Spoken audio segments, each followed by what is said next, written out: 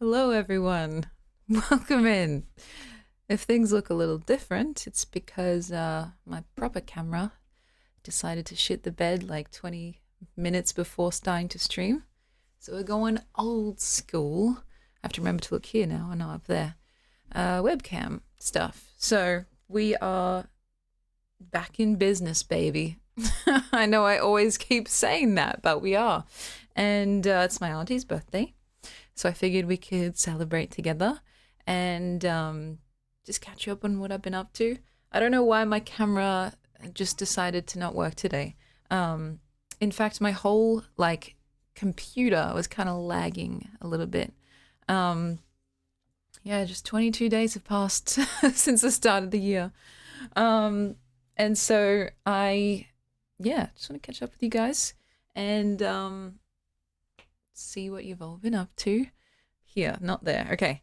What's with the tech issues? I don't know. And looking at myself now where this webcam feels a little bit weird. It's like the same but different. But yeah, I think it's because, as you guys know, I have a not really suited for streaming laptop that I use for streaming. And it's running on like Windows 10 or something like that. And every now and then my computer tries to get upgraded, and I always say, no, you're staying at whatever Windows you're currently at. But eventually the support is running out. And I think, that's been causing some issues. It's been causing some lag. It's been causing some restarts. And I hope that doesn't happen here. But if it does, we'll just power through. And so, it's been very annoying because you guys know me. I'm the biggest boomy around. I don't really know how to deal with tech related issues, so I usually have to call someone up and just do this IT course over the phone, or invite my brother over and see if he can help. But this is what we're working with instead of just not streaming because it's been a while. So I'm all right. I hope you guys are too. And it's all right. It's all right. But first of all, let me just welcome you all in properly. The World Enjoyer, hello, hello. That was a very funny story about being in kindergarten. And yes, I feel like we've all had those moments where it's especially as children, you can tell that an adult is kind of just BSing you, or just not condescending, but treating you as a child and kind of not respecting your intelligence. Because kids are pretty smart, you tell them, oh, there's no games on that computer, and they'll just see right through you. And so it's very, very funny. And Cody, I'm glad that you're well. I've been okay. As you guys know, it's a kind of busy-ish time of the year with, at least for myself and my family, Greek Easter is coming up. It's at the same time as, I guess, Australian Easter this year, which is interesting. Usually there's quite a big gap between the two. And so we've just been preparing for that.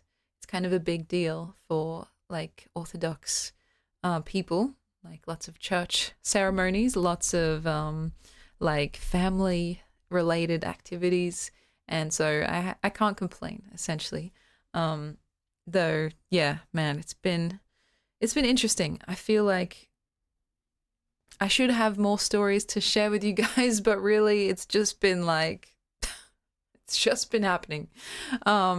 And so, yeah, I do have some stories, actually. I did see some shows with my auntie recently. And today, because it's her birthday, we're all going out almost directly after this stream. We're going out to dinner, and I'm going to just devour a HSP, which I don't know if you guys know about them internationally, but it's the best kind of fast food experience if you're just wanting something really hearty and flavorsome, especially if the meat, because it's meat, chips, and sauce, is kind of marinated correctly. It's just damn. It's kind of a national treasure here in Australia at this point. And so, yeah, I already know what I'm going to get because we're going out to a Greek restaurant.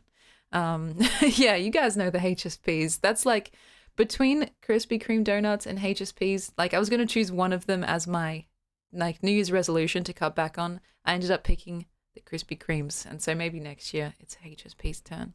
We'll see. Melody's welcome in. Bandit welcome in.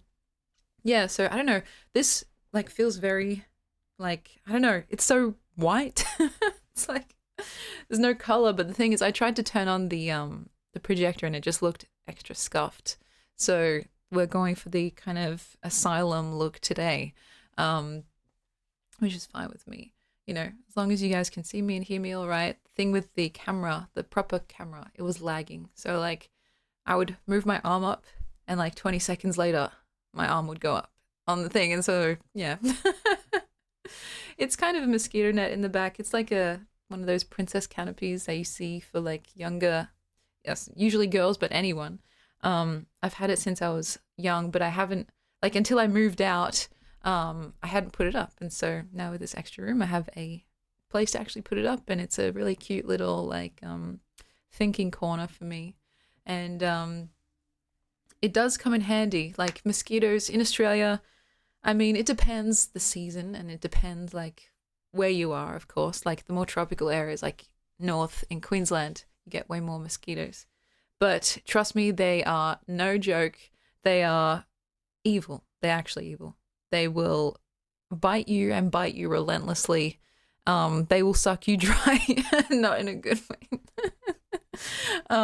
And so yeah, it's like it's working double duty essentially. But no, it's very messy right now. It's just meant to be like more of a cutesy aesthetic. But yeah, um, what can I say? The yeah, the asylum aesthetic has worked. is like a I don't know a natural stepping stone. I think. So yeah, here we are. I feel like it's really just like giving in to the what's the word? The scuffedness is part of my brand here, essentially, if we want to go down that path. But anyway, um, what can I say? I hope you guys have been well. What have you been up to? What have I missed in and on the internet? Because I've been really paring it back recently. I've figured out actually that the internet in general, but specifically like social media, just makes me wildly depressed. Just like there's no way to get around it. And so the solution to that has just been using it less, which means I do miss out on the latest memes. Yes, that is true. Um, the Minecraft movie, I have not seen it yet. Jen has beaten another boss on her dance pad. That's fantastic. See, this is why I have you guys to just fill me in on the only the important stuff. Because yeah, I have really like cut down on my not just internet usage, but also my phone usage. Actually, like I'm kind of ashamed to say, but before I like kind of cut the cord, I guess. I was on my phone for like maybe upwards of 10 hours a day. And now, almost miraculously, I've been on my phone roughly like 3 or 4 hours a day. And so I've been feeling better. But it's weird because, like, it almost feels like you have to pick and choose what you want to, like, develop, whether it's like your personal life, your professional life, your family life. It would be amazing and perfect if you could work on all of them at once. But I think for me, sure, maybe other people can do it, but for me, I've noticed that if I try to do that, I end up just giving it like 50% each or even less than that, you know, split between however many things I'm trying to focus on. And so I'd rather give 100% to one thing than kind of half ass like each and everything I'm trying to do all at the same time. And so I think that often ends up meaning that like this section of my life, streaming and stuff like that, takes the biggest hit, which is unfortunate. But I like to be my best self when I'm with you guys. And you know what I've said in the past, I'm trying to avoid any public crash outs. And so, yeah, that's kind of just that's the logic, I suppose. I don't know how logical it is, but yeah, I I feel like, you know, I'm still working things out too. And it doesn't mean that I've forgotten about you guys, not at all. In fact, I think out of everything and everyone, I end up thinking about streaming probably the most in my life, even when I'm away. I've been working on other things, like on my website and stuff, to hopefully not be such a boomy and just, at least if I'm not streaming, work on things related to streaming. That's kind of my, like, compromise, I suppose. And so, yeah. To our first time chatter, welcome in. Thank you for the kind words. And I don't know actually how long I'll be streaming for today. Usually we do like 4 hours, but like I said, we're going out directly to dinner after this. And oh, I should mention, you guys might be thinking I started late today, but because we had daylight savings here like a few days ago, was it yesterday? It means that now we're basically going to be starting at 1 p.m. Okay, it's hard to explain. It's technically 1 p.m., but our clocks have been changed, so it says 12 p.m. Does that make sense? So I'm not sure what that means for you guys all scattered across the world. But yeah, because of daylight savings, we'll be starting 1 hour later than usual. So if, like, for instance, my stream would start for you guys at 5 p.m. usually, it'll be 6 p.m. And so anyway, I just thought I'd say that. I made that way more complicated than it actually is. But yeah. Anyway, because of that and because I have to get ready and everything, we'll see how long we go for today. And especially because, like, it's not even the best looking stream for today. It's just kind of bland.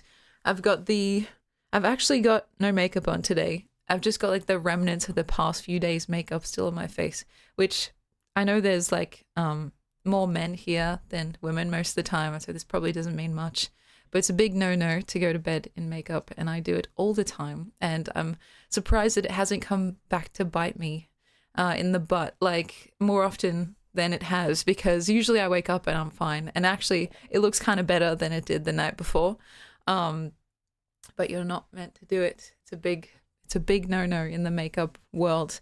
And so anyway, today I am just kind of like rocking the vampiric, slightly malnourished look. So yeah, we'll see. Because I don't know. I don't know what I'm going to wear today. I have to still figure that out. Going out to not a fancy restaurant, but just like a medium fancy place. And yeah, in terms of the present, I'll also talk to you guys about that in a sec.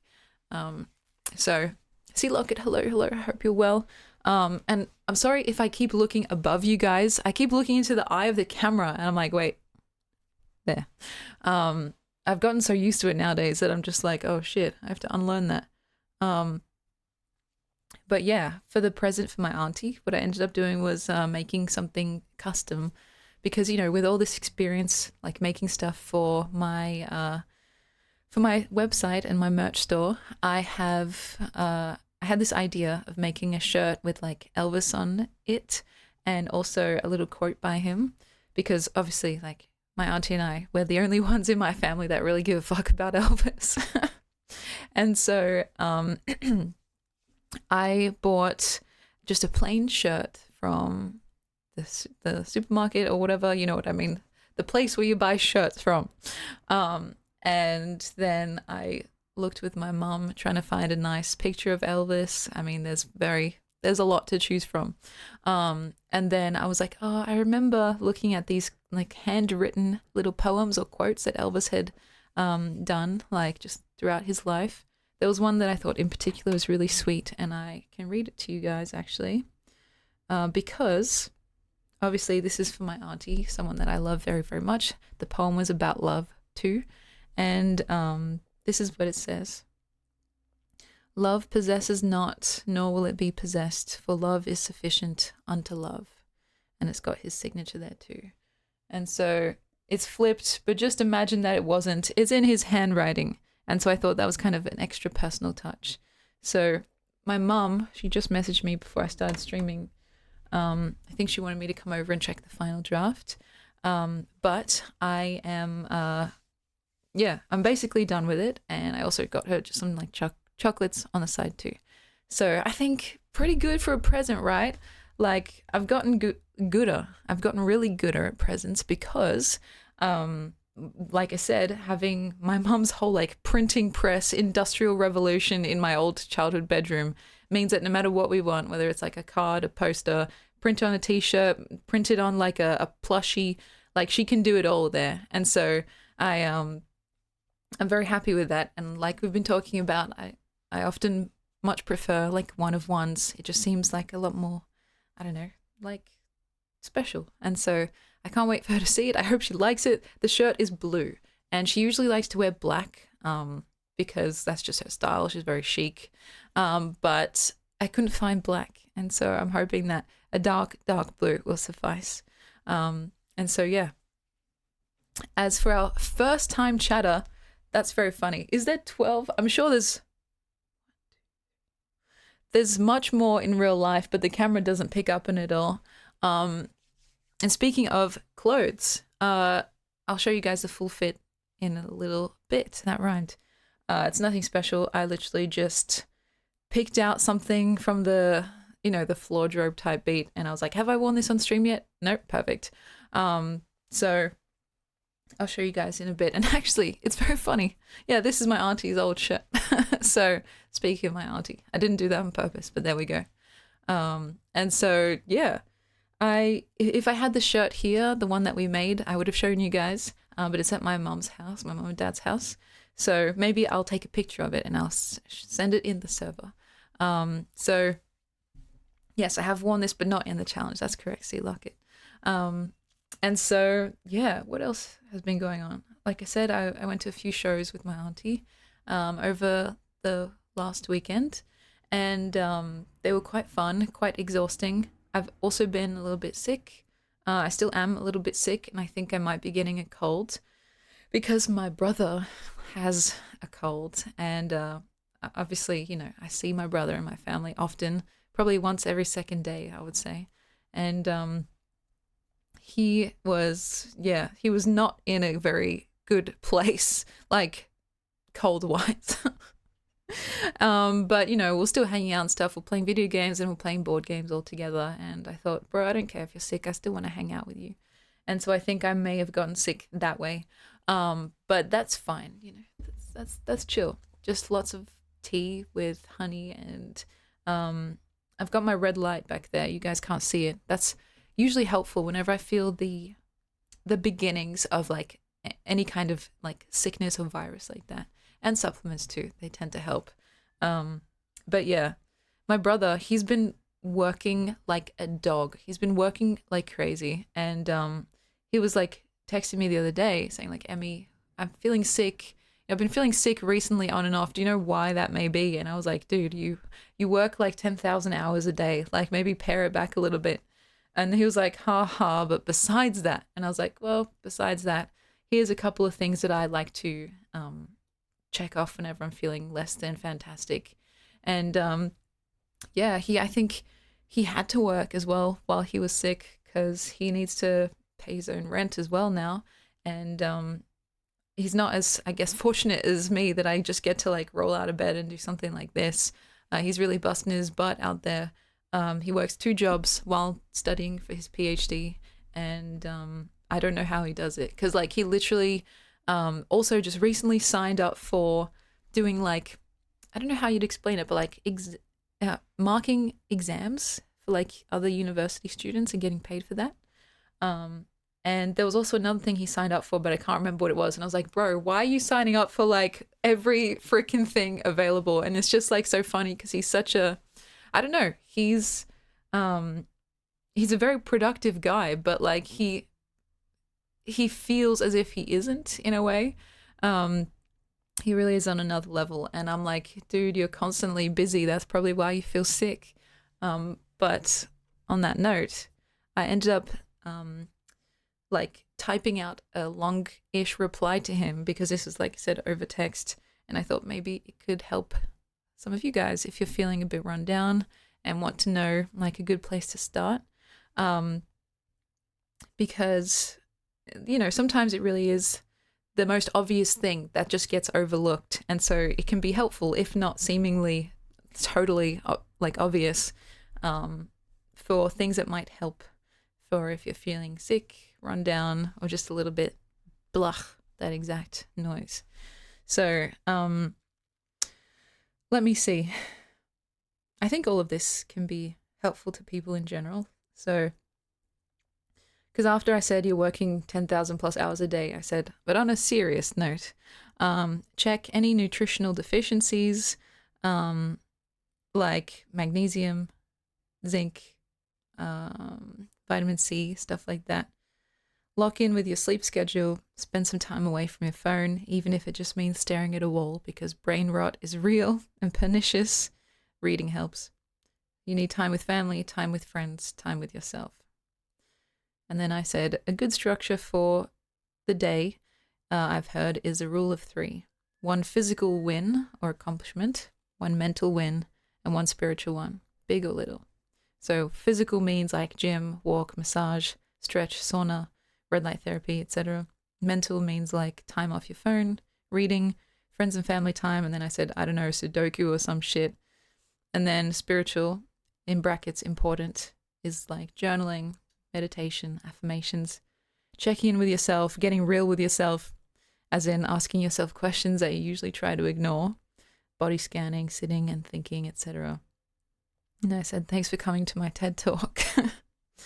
And then I added as well, gratitude can help for all 3 of those things. Exert gratefulness for all that you have and all people. Accept them and yourself and things. Breathe. Grace can take you a long way. And then, of course, after that, if you still feel sick, maybe go see a doctor. And so I actually told him, like, I go to the doctor multiple times a month because, like, I have these ongoing kind of more chronic health issues, which require relatively frequent check-ins. At the most frequent, I was going to the doctor like once or twice a week. It's not really like that anymore. But I was saying, I go to the doctor multiple times a month. You should go at least once a quarter, like every few months, if it's not like this ongoing thing that you need checking up for. And so I try to follow my own TED Talk most of the time. I do believe in that rule of 3. And I do think it's kind of like if you consider your well-being like a house, each of those things like physical, mental, spiritual, etc., you could consider those as like stilts that are holding up that house.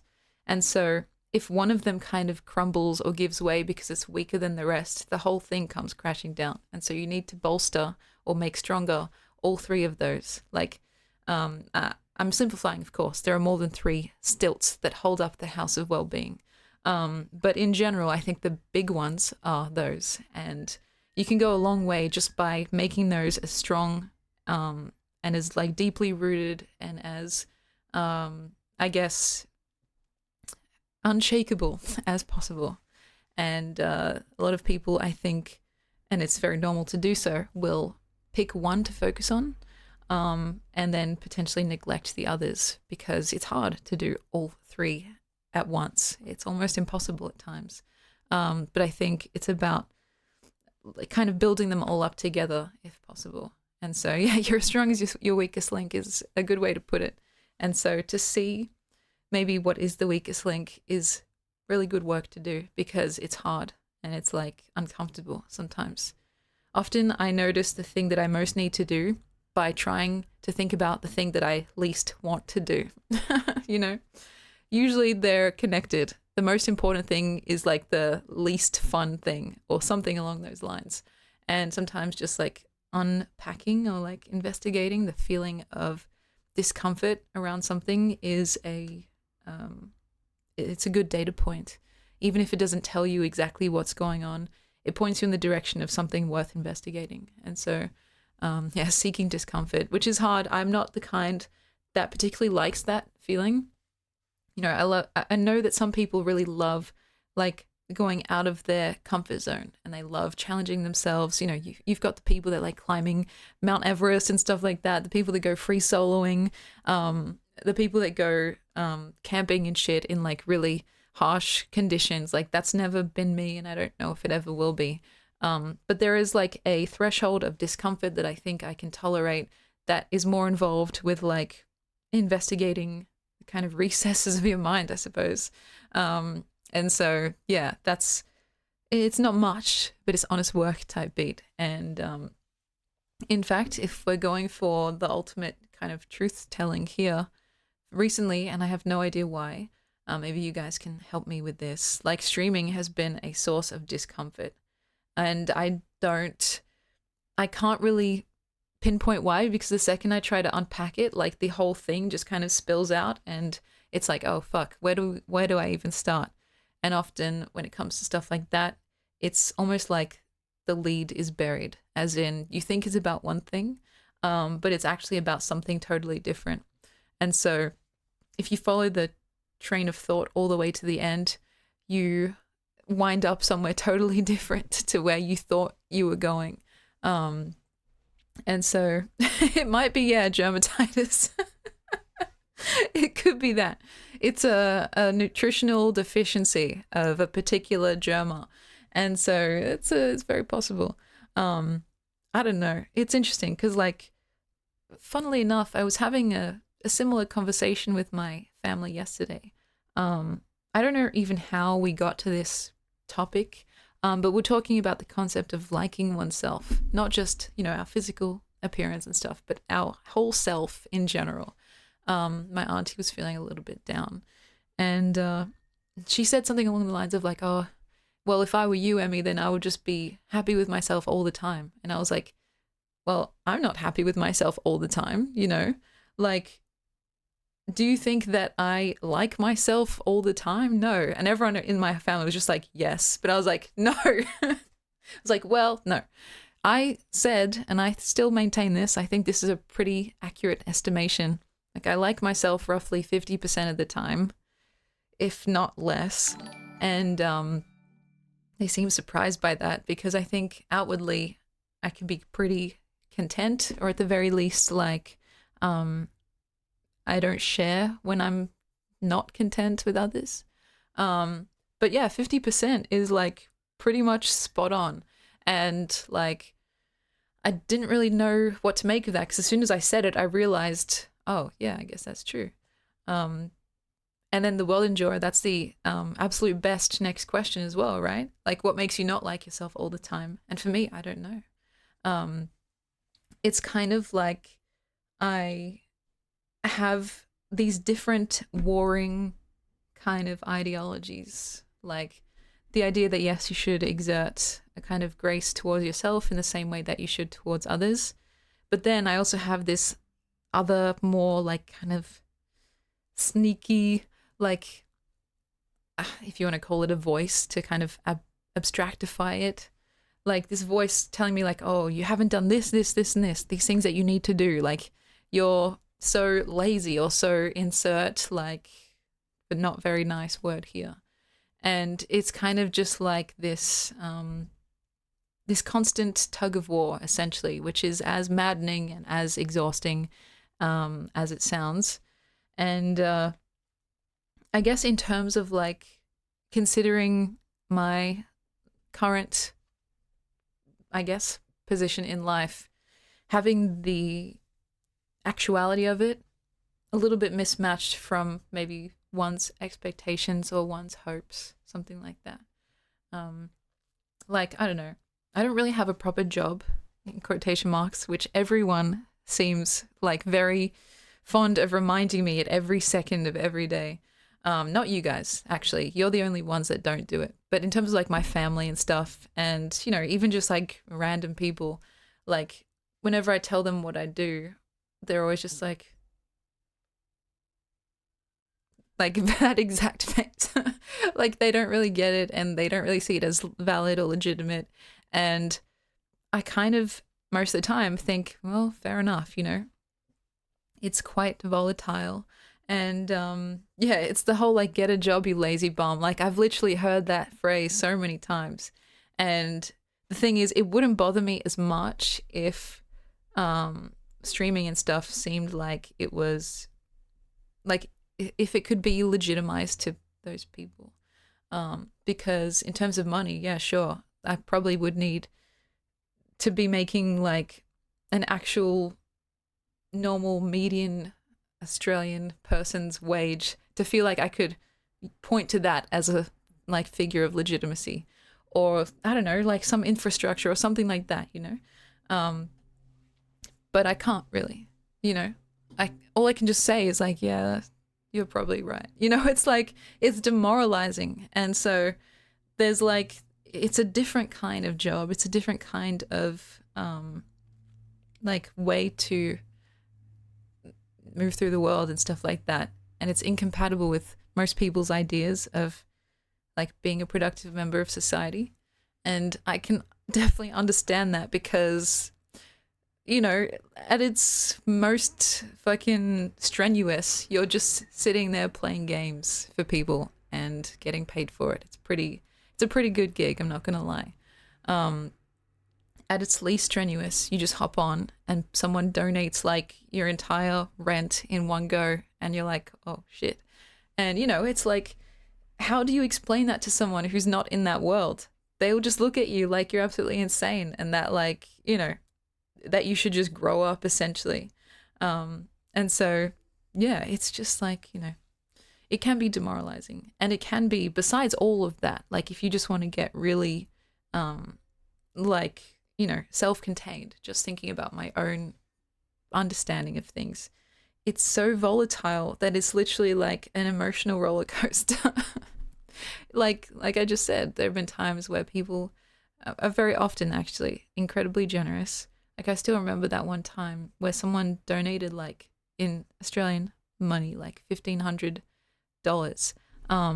And it was like it completed one of the fundraisers that we'd had going for ages in one donation. And it's like those kinds of moments that make you think, holy shit, is this real? You know? And so that's kind of like the high highs. And then you have like months and months at a time where, you know, you just feel like you're spinning your wheels, and it's not even about the donations or the subs or anything. It's about like what you feel like you can contribute, or like the ideas that you feel like you're having, the way that you look, the way that you articulate yourself. You just feel like it's not going anywhere. And it's just kind of like, what am I doing with my life? And then those are the real low lows. But with an actual like quote unquote normal job, you don't really get that. It's just like smooth, steady. It may be boring as hell, but it's like at least it's reliable.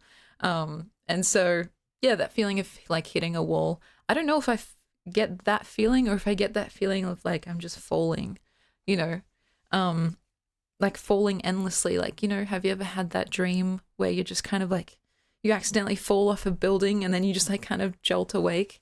It's kind of like that moment right before you jolt awake where everything is revealed to be just a dream. Like I feel like I'm still waiting for that to be revealed to me. And yes, I think the solution is putting on some kind of horse blinders or something like that, because you have to be delusional in the face of reality. Like literally, you all have heard those stories of people that like literally streamed for like 2 years without a single viewer before blowing up and becoming like rich and famous and the da-da-da, right? I don't necessarily care about being rich and famous, but something that I do care about is like being able to make a modest enough living that people stop hounding me to get an actual real job, you know? Or if it reveals that those people have been right, then for me to actually find a real proper job and still be able to do something like this on the side. Yeah, it's that sense of uncertainty, because like for someone like me, I like certainty. I'm usually a pretty straightforward person. Maybe the only exception is in my poetry, but that's like, it's by design. Like, you know, it's a controlled uncertainty. And so in every other arena of life, I'm very upfront. I will tell people when I have a crush on them. I'll tell people when I don't like them. I will just straight up say to people, hey man, what you just said wasn't okay, or it was actually very thoughtful. Like no matter what it is, I like the certainty of telling people how I feel and vice versa. And so to have something like this as your main source of income and I guess livelihood, it's enough to make someone lose their shit essentially. And I'm no exception. Like, you know, there have been times where I've been like, fuck, what am I going to do? Like I literally can't pay rent this month. Like, you know what I mean? And so you don't want to have to pass on that anxiety to people that very kindly just like show up and make it such a fun time in the first place. It's like you're put in this really awkward position, and there's nothing that I hate more than that idea of like e-begging, you know? It's just like, it's cringy. Like, And that's probably the worst part of all. Like, besides everything else, the highest crime that you could commit online is the crime of cringiness. And so it's kind of like it's an interesting position to be in. And I don't know if there is a way to reconcile with it in a graceful way. I don't know, like, if I'll ever figure it out. But that's why for so long I had that goal of like wanting to be like sponsored by something other than the very kind people that spend their time here. So like some company, or like, you know, even Twitch itself when it does those kinds of promotions or whatever, especially Twitch ANZ, which focuses on like Australia and New Zealand creators. Yeah, Raid Shadow Legends type beat. Because I don't want to put the burden on you guys. Like, that seems like not a very good solution. So what is the solution? I don't fucking know. Like, it just seems like a very precarious situation to be in, especially when the I guess market question mark, the place is already so oversaturated. Everyone's trying to, like, you know, make it big around here, and I don't blame them. Also makes me wonder, man, am I even cut out for this? Like, shit. Yeah, if it gets really bad, I'll sell my firstborn child on the merch store.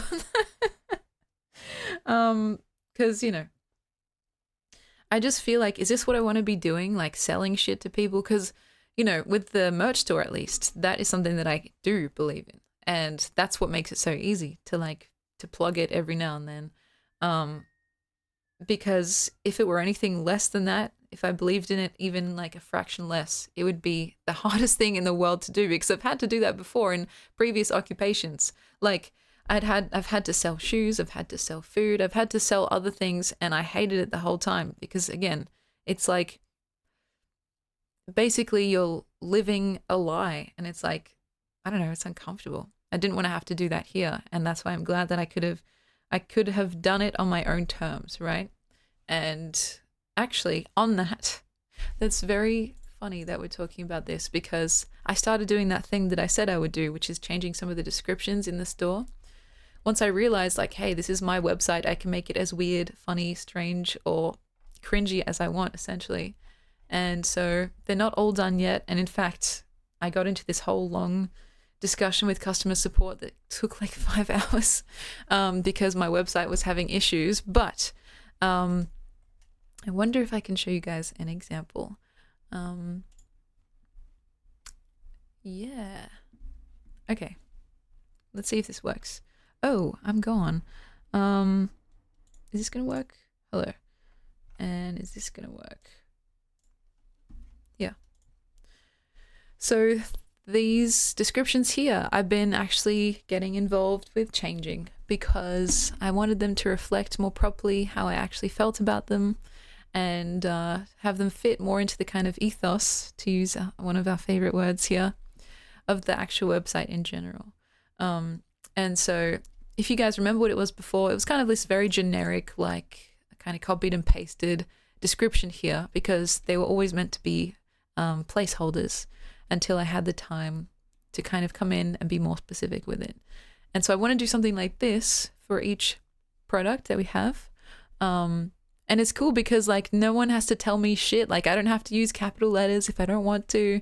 I don't have to be professional, you know, which reminds me of like back in my old retail days where I had all these rules that seemed sometimes a little bit overzealous, or when I had to blatantly just lie to people, which was the that was the worst part. And I ended up having like multiple times where I would just like pull customers aside and tell them, actually, you know, you can go across the street and get these for like 50% off, right? Anyway, I can just be real. And that's something that makes me, I think, the most happy, because I don't know.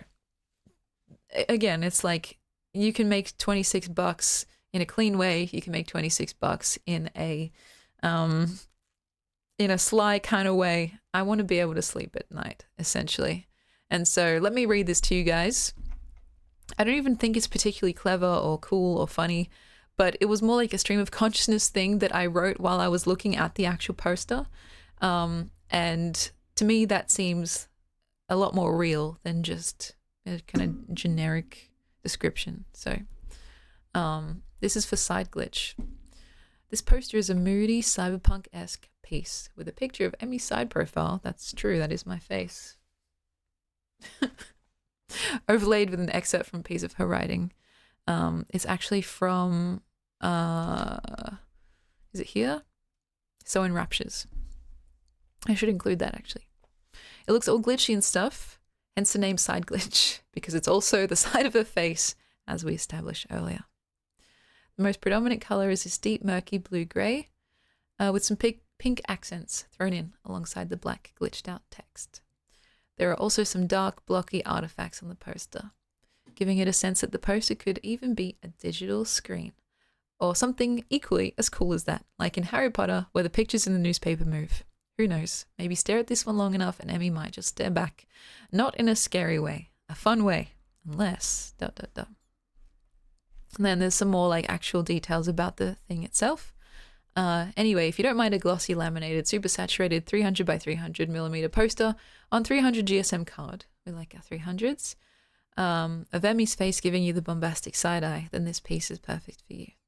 It's also fun to try and make out the words in the background. You can make your own poetry that way. And so there's one thing that I might change about this, and it's like this color, it's true, it's a deep murky blue-gray, but it's more like a deep murky gray-blue. Because when we printed this out, it looks blue here, right?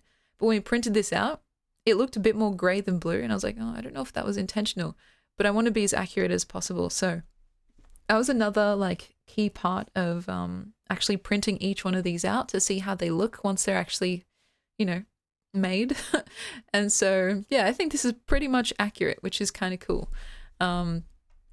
Yes, it's the bombastic side eye.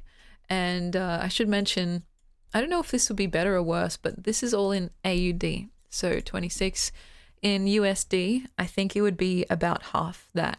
So I just wanted to say that because I can understand if you're from a different country, you might be thinking, whoa, what the fuck? That's kind of, that seems like a very steep like price point. But all of this here, since I'm in Australia, is in AUD.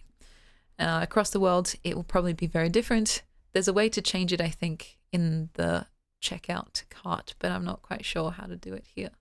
There was another description that I changed. I'm pretty sure it was these ones, which made me laugh as well, for the lots of pathics. Hopefully it will load. Yeah, it's a little bit shorter, but I think it's still kind of funny. And Maroon Rose wants a wink. A birthday wink. This is for you, my friend. Ding! Happy birthday for last Saturday. And so this one, you can choose the color that you like. So it's between red, light purple, dark purple, gray, and rose. Though, because my auntie's making these to order, like, I wonder if I can put in a little, like, insert text portion where someone can be like, actually, can I get like a, you know, a rainbow one or something like that?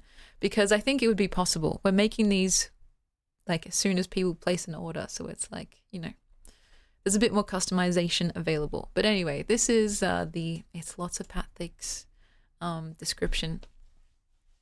And what I wrote was, you already know and love the OG pathic design. Really, he's like our bestseller here. So we decided to give the people what they want by creating a bunch of funkadelic pathic variants. They are brothers in arms and thongs, and have been lovingly handmade by the Poetry or Else team, also known as Emmy's auntie. Just her. Seriously. She crochets them all by herself, stitch by stitch. At 22 centimeters tall, or 8.5 inches, they're short kings. What more could you want? Buy yourself pathic now if you've got a sickness for the thickness.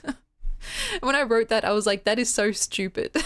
And then I showed it to my mom and she laughed, so I just kept it. But I want to do that same thing for the rest of the products as well. And I was planning to, right? The only thing was that my computer, or should I say my mom's computer, kept crashing anytime I tried. And so don't look at that.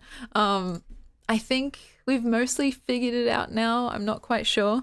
We'll have to see because, yeah, yeah, they're, bear in mind, guys, we've made this whole website by ourselves, which we both don't really know how to do that.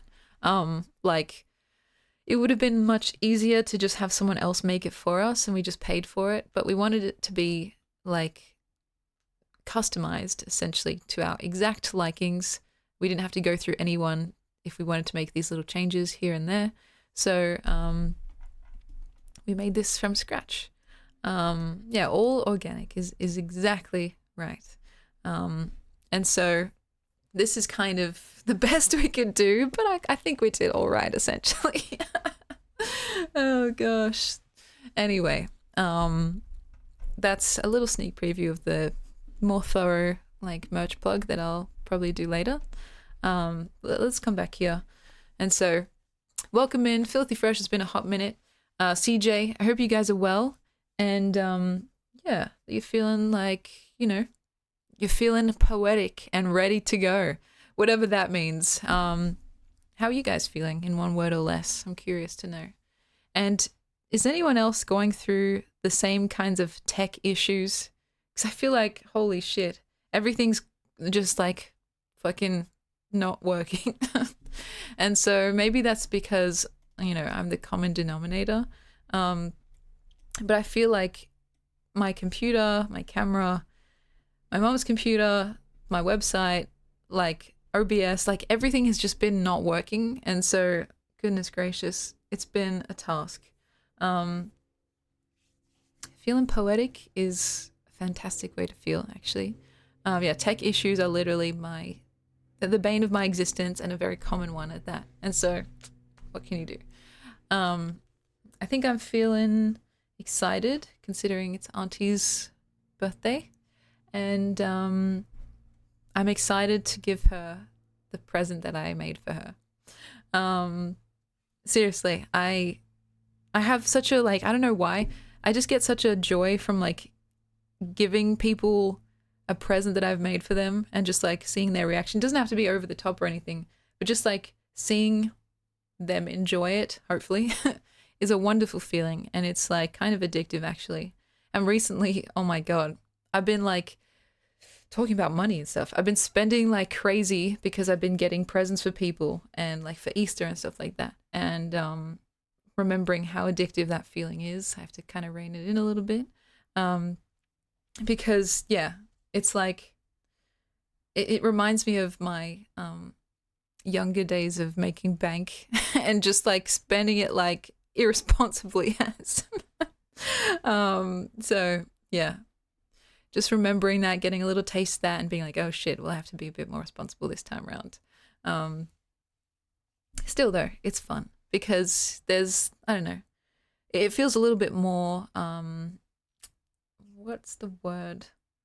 Like purposeful or productive or something along those lines than just spending it on your own self or on something that, you know, is more transient. It's like, oh, this is a thing that's going to make someone else happy, and it's like a nice feeling. So yeah, it's much easier. That's exactly right. And yeah, so recently I've just been kind of going on shopping sprees for people, because at Easter time it's like a time, at least in my family, where we all get together and we like exchange the chocolate part. That's like the part that most people do, but also like other little presents. It's also like a time of the year where a lot of my family members have birthdays and stuff too. So my auntie, my grandma, there's a period of time in the year, I think it's in April actually, March, April or May, where she has her birthday, Mother's Day, and her name day all in the like short succession. And so in Greek, a name day is like when the saint that shares your same name was like born or something like that, or when they're celebrated. And so it's often more important than a birthday in Greek Orthodox culture. Funnily enough, or perhaps sadly enough, I don't really know when my own name day is, because Emily is not really a Greek name. You could have, there's Greek translations like Amalia, which is kind of like Amalia in English, but Emily itself, I don't know, there's not really a direct one-to-one. And so, yeah, a name day is kind of like, because most people, they have a saint that also shares their same name in Greek culture. And so whenever their day is in the year that saint is celebrated, you get together and you kind of like have a party essentially for that person. Emelitsa is just what my auntie calls me. It's like saying if your name is C Locket, like, fuck, how would I even say this?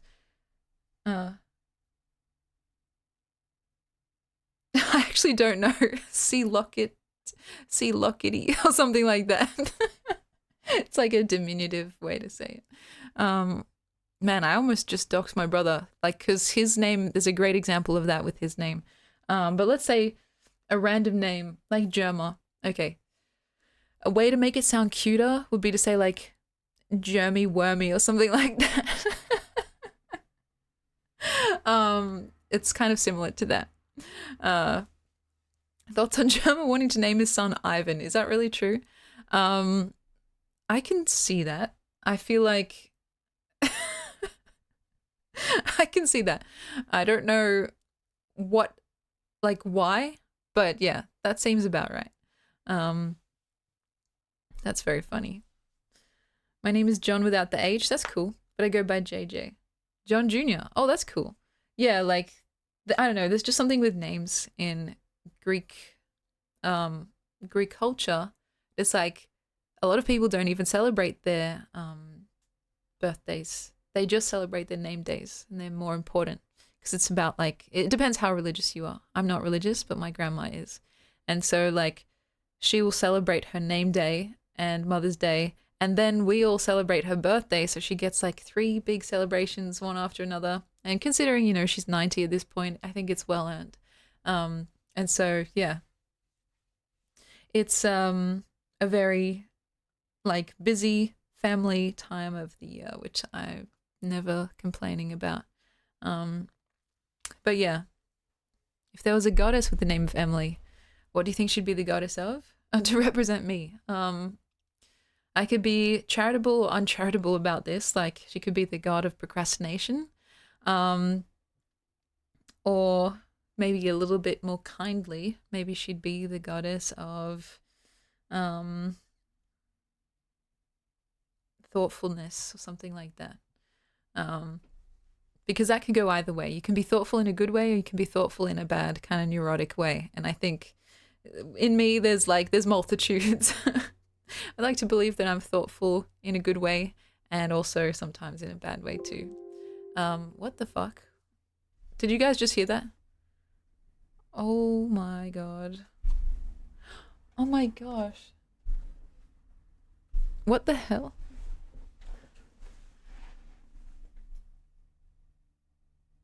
I just got a notification that said, your computer's battery is running low. I'm like, what? Isn't it plugged in? Oh. It must have come out.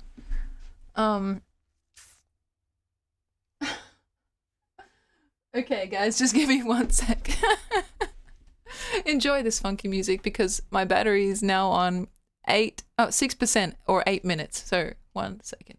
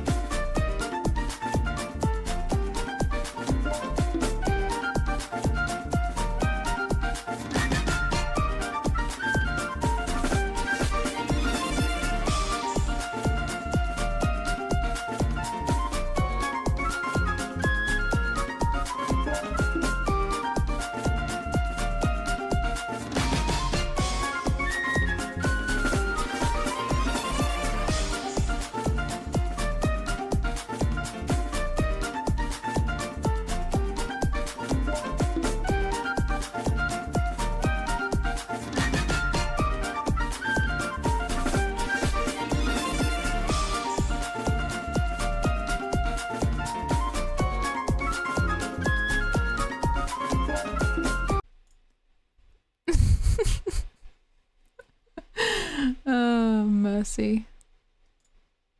I can't believe my computer wasn't plugged in. It should be charging now. Are we back? Can you guys hear me? Can you see me? Can you feel me? Can you read me? That was so weird. I forgot everything that I was talking about. That's fine. See? Technical issues, guys. Technical issues.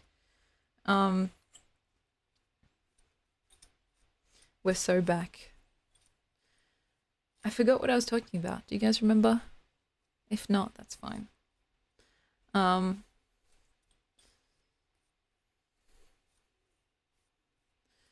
just gonna brush my hair until I get some kind of idea.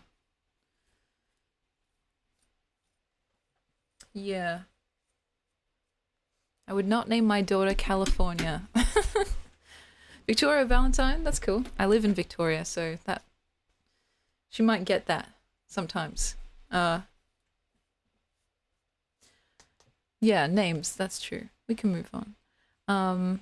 We're also about to have ads again. I'm sorry. It's not all just a ploy to get that sweet, sweet extra 1 cent from ad revenue.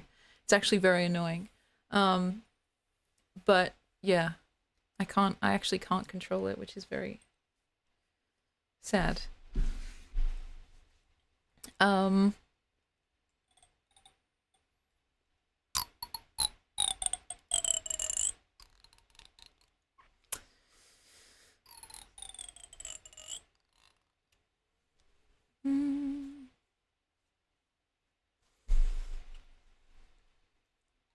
Apparently having a minimum of 10 kids is bad or outrageous. You know what? If you can, like, afford to have 10 kids and give them each a life of dignity and respect and, you know, material comfort that they deserve, I say go for it. Personally, yeah, I think that's not my preferred lifestyle, but, you know. Yeah, my children are mainly like the Pathics and stuff like that I sell off to the highest bidder. Does the comb have a name? Does it have a name? The brand is Models Prefer. So, I guess that. No, I think its name is Ivan. Is every different colored Pathic Pathic? Yes, I think so. It's kind of like different. No, I can't make this comparison. That's not at all flattering. I was going to say, like, you know, COVID, there's like the different variants. It's like the different Pathic variants. But that's not like, I don't want you guys to think of it that way. Yeah, like what the Oh gosh. But yeah, sorry. +1, I'll take it. Anyway, it's crazy because, like I was saying at the start of the stream before my computer crashed, I've been so far removed from social media. Like, I don't even know what Germa's been up to. I don't know what anyone's been up to. And, like, if any memes have been out recently, I've seen stuff, like, that makes it to, like, general conversation, like, word of mouth stuff, like the Minecraft movie, everyone's talking about it, so I know a bit about that. But all the niche memes that I used to see on like Twitter and stuff, they're all gone. I don't really use Twitter anymore. I don't use Reddit anymore. Honestly, the main thing that I do on my phone now is just write, which is, I guess, good, you know? And I obviously use it to message people. So using the phone as it was intended is kind of crazy to me. But it's been helpful because, yeah, in general, I don't know, I just felt like I was losing a lot of my life to being just on my phone. And actually, I'm slightly hypocritical in saying that because there are some things that I still need it for, like with the Club Cherry channel, the music channel. I usually make the videos on my phone. And so I guess that counts as a kind of creating. But yeah, it's still looking at a tiny little screen for, I don't know, ages and ages until my eyes turn square, essentially. Did I wake up early today? I woke up like half an hour before I had to stream. And then my camera wasn't working, so I spent 20 minutes hopelessly trying to get it to work, and then I was just like, fuck it, I'll use my webcam. So, no. But in general, I have been waking up earlier than usual. Yes, today is Thursday over here. And yeah, I'm about to, actually, I'm going out. I don't know when I'll be making the Club Cherry video, but it will be coming out today. Like, I may miss streams. I may miss deadlines at school. I may miss my best friend's wedding, but I will not miss the deadline for the Club Cherry channel every Thursday without fail. It's all or nothing. That's exactly right. And so that'll be going up. I say to myself, if it's before midnight on Thursday, then it counts. Like, you know. And of course, I miss you guys often. And Adam, I saw you come in before, by the way, but welcome in, has a question.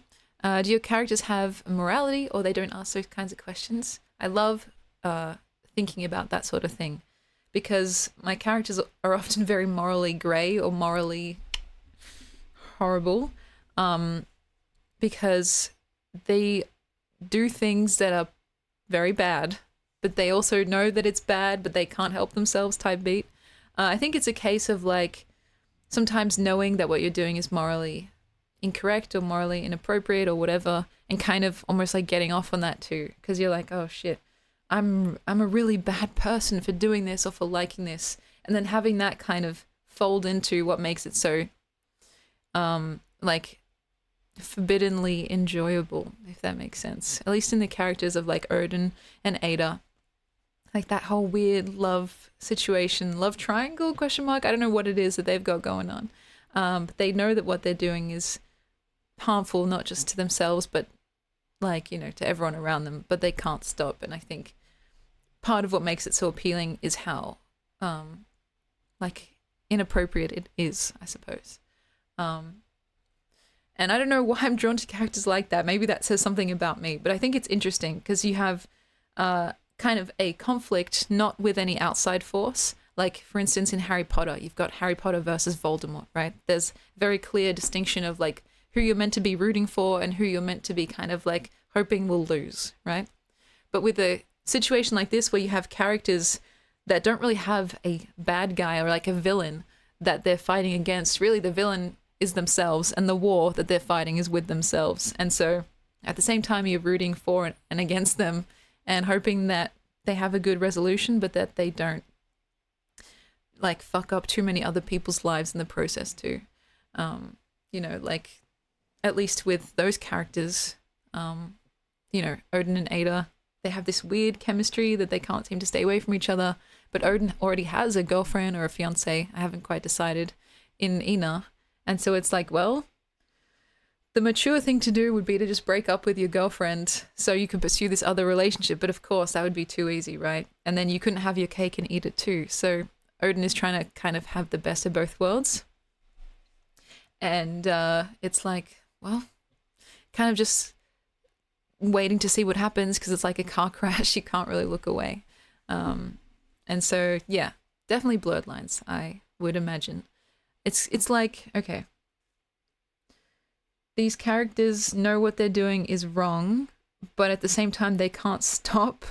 And so you're like, okay, you guys are so hopeless. Let's just try and see if you can minimize the damage as opposed to stopping entirely, because we all know that's not going to happen. So then it becomes more about harm reduction, I suppose. I don't know if you'd consider this recent Sea Locket, but I think the last time I wrote about them was maybe a week ago, if I'm remembering correctly. Yeah, it's a guilty pleasure type beat, for real. They're interesting characters to me because they're kind of like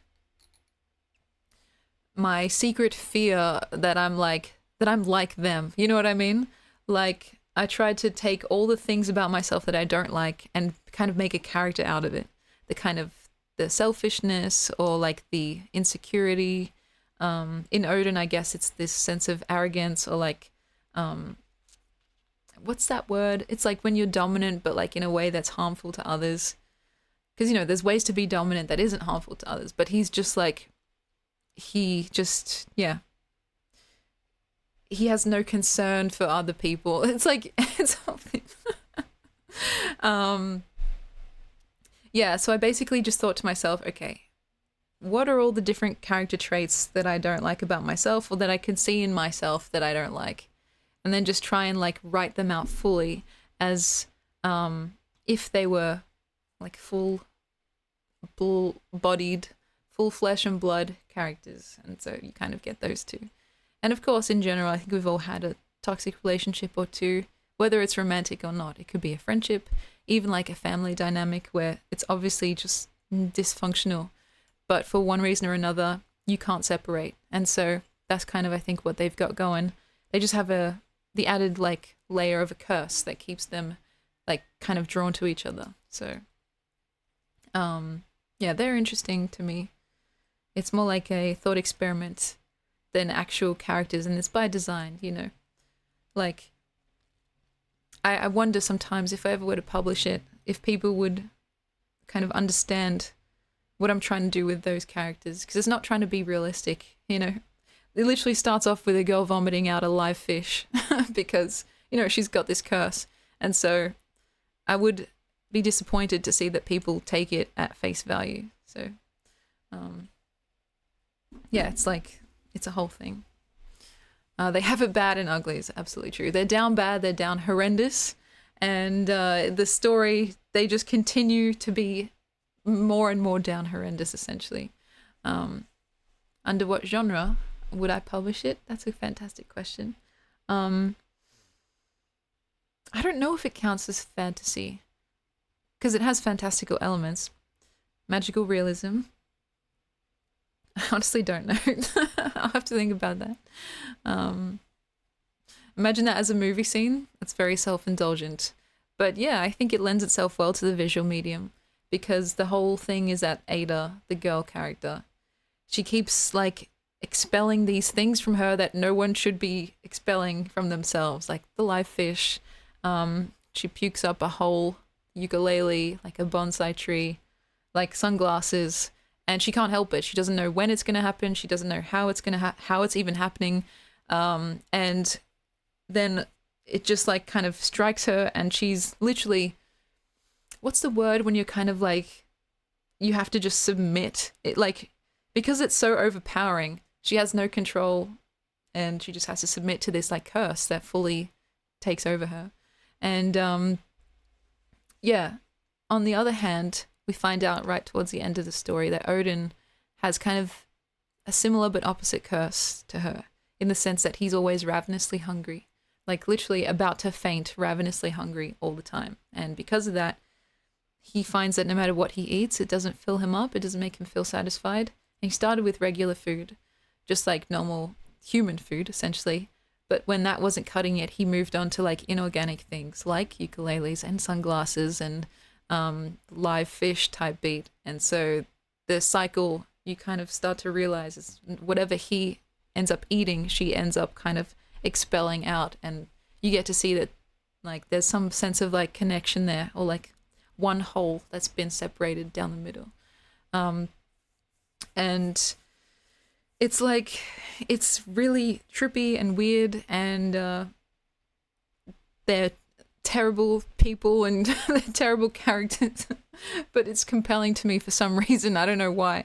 And I think that idea is like an interesting one, because that there's this like old mythology that said that humans originally had like 4 arms, 4 legs, and like, you know, were essentially 2 people that then got cut down the middle and had to wander the earth eternally trying to find your other half. That kind of takes that idea and runs with it in a more like modern setting, I suppose.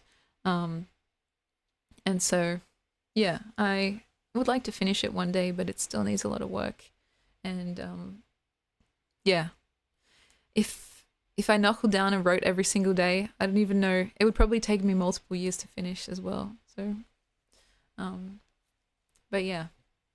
Jared, welcome in. I hope you're well. Writing is definitely very hard. It's like, it's a kind of thing that is crazy making. It's crazy making with or without it, you know, can't live with it, can't live without it type beat. And so I feel like I'm just trying to make it out alive for the most part.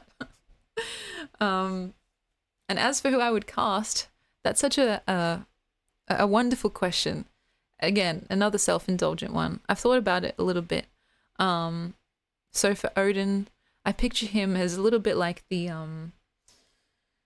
kind of beautiful angel of a boy from the picture of Dorian Gray, the guy who looks so handsome that people just like fall over themselves and forget themselves, and so he gets excused of a lot of his bad behavior. And so to me, I was imagining someone like, funnily enough, Lucky Bluesmith, who looks like this. I'll show you. And because he looks so pretty, which is the same as a picture of Dorian Gray, people think, oh, there's no way that he's actually like cannibalizing girls, you know, like actually chopping them up and eating them type beat. Sorry, I'm trying to find a good picture. Let's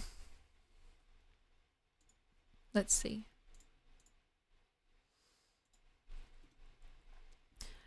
Like someone that looks relatively innocuous. Odin to me is someone that's very golden. So like golden hair, golden skin, light eyes. Which I think Lucky kind of has. He's got that sort of coloring. Yeah, from someone you'd never expect, exactly. And of course, Ada is very attracted to him and was attracted to him back in high school as well. And so you have to think of someone who's maybe a bit of a heartthrob type. I don't think I would cast myself. I don't think I have really that look. It would be indulgent to imagine something like that, but I want to leave it to the professionals because I'm by no means like an actor or anything like that. And so I want to see the work. I'd want to service the work more than my own ego, essentially, even though it would be quite a pleasure to be working alongside someone like this. When I think of Ada, I think of a girl who doesn't really know how beautiful she is, who's so like rattlingly insecure that she almost can't see outside herself. She basically has no understanding of how she looks or how she comes across to other people. And so that's why she's always so surprised when people give her compliments and stuff like that, because basically she can only see outwards, like from her own eyes, like the rest of the world.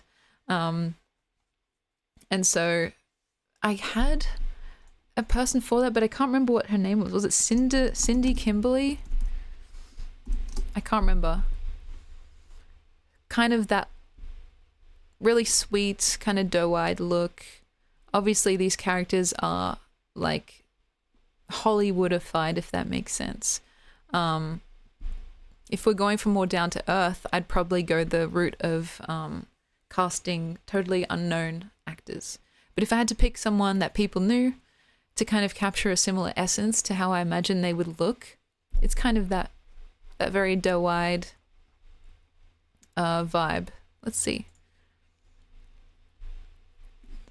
Yeah, on the Patreon, we had those like mock-ups of what their Instagrams might look like, what their usernames might look like, which was so much fun because like so much is revealed in a username, like really more than you might expect. And I think I had for Odin, his username was like Golden Boy Odin or something, and then Ada's was Ada or Ada, which is like the title of a book by Vladimir Nabokov. So you can kind of see like their interest based on what they reference and stuff like that.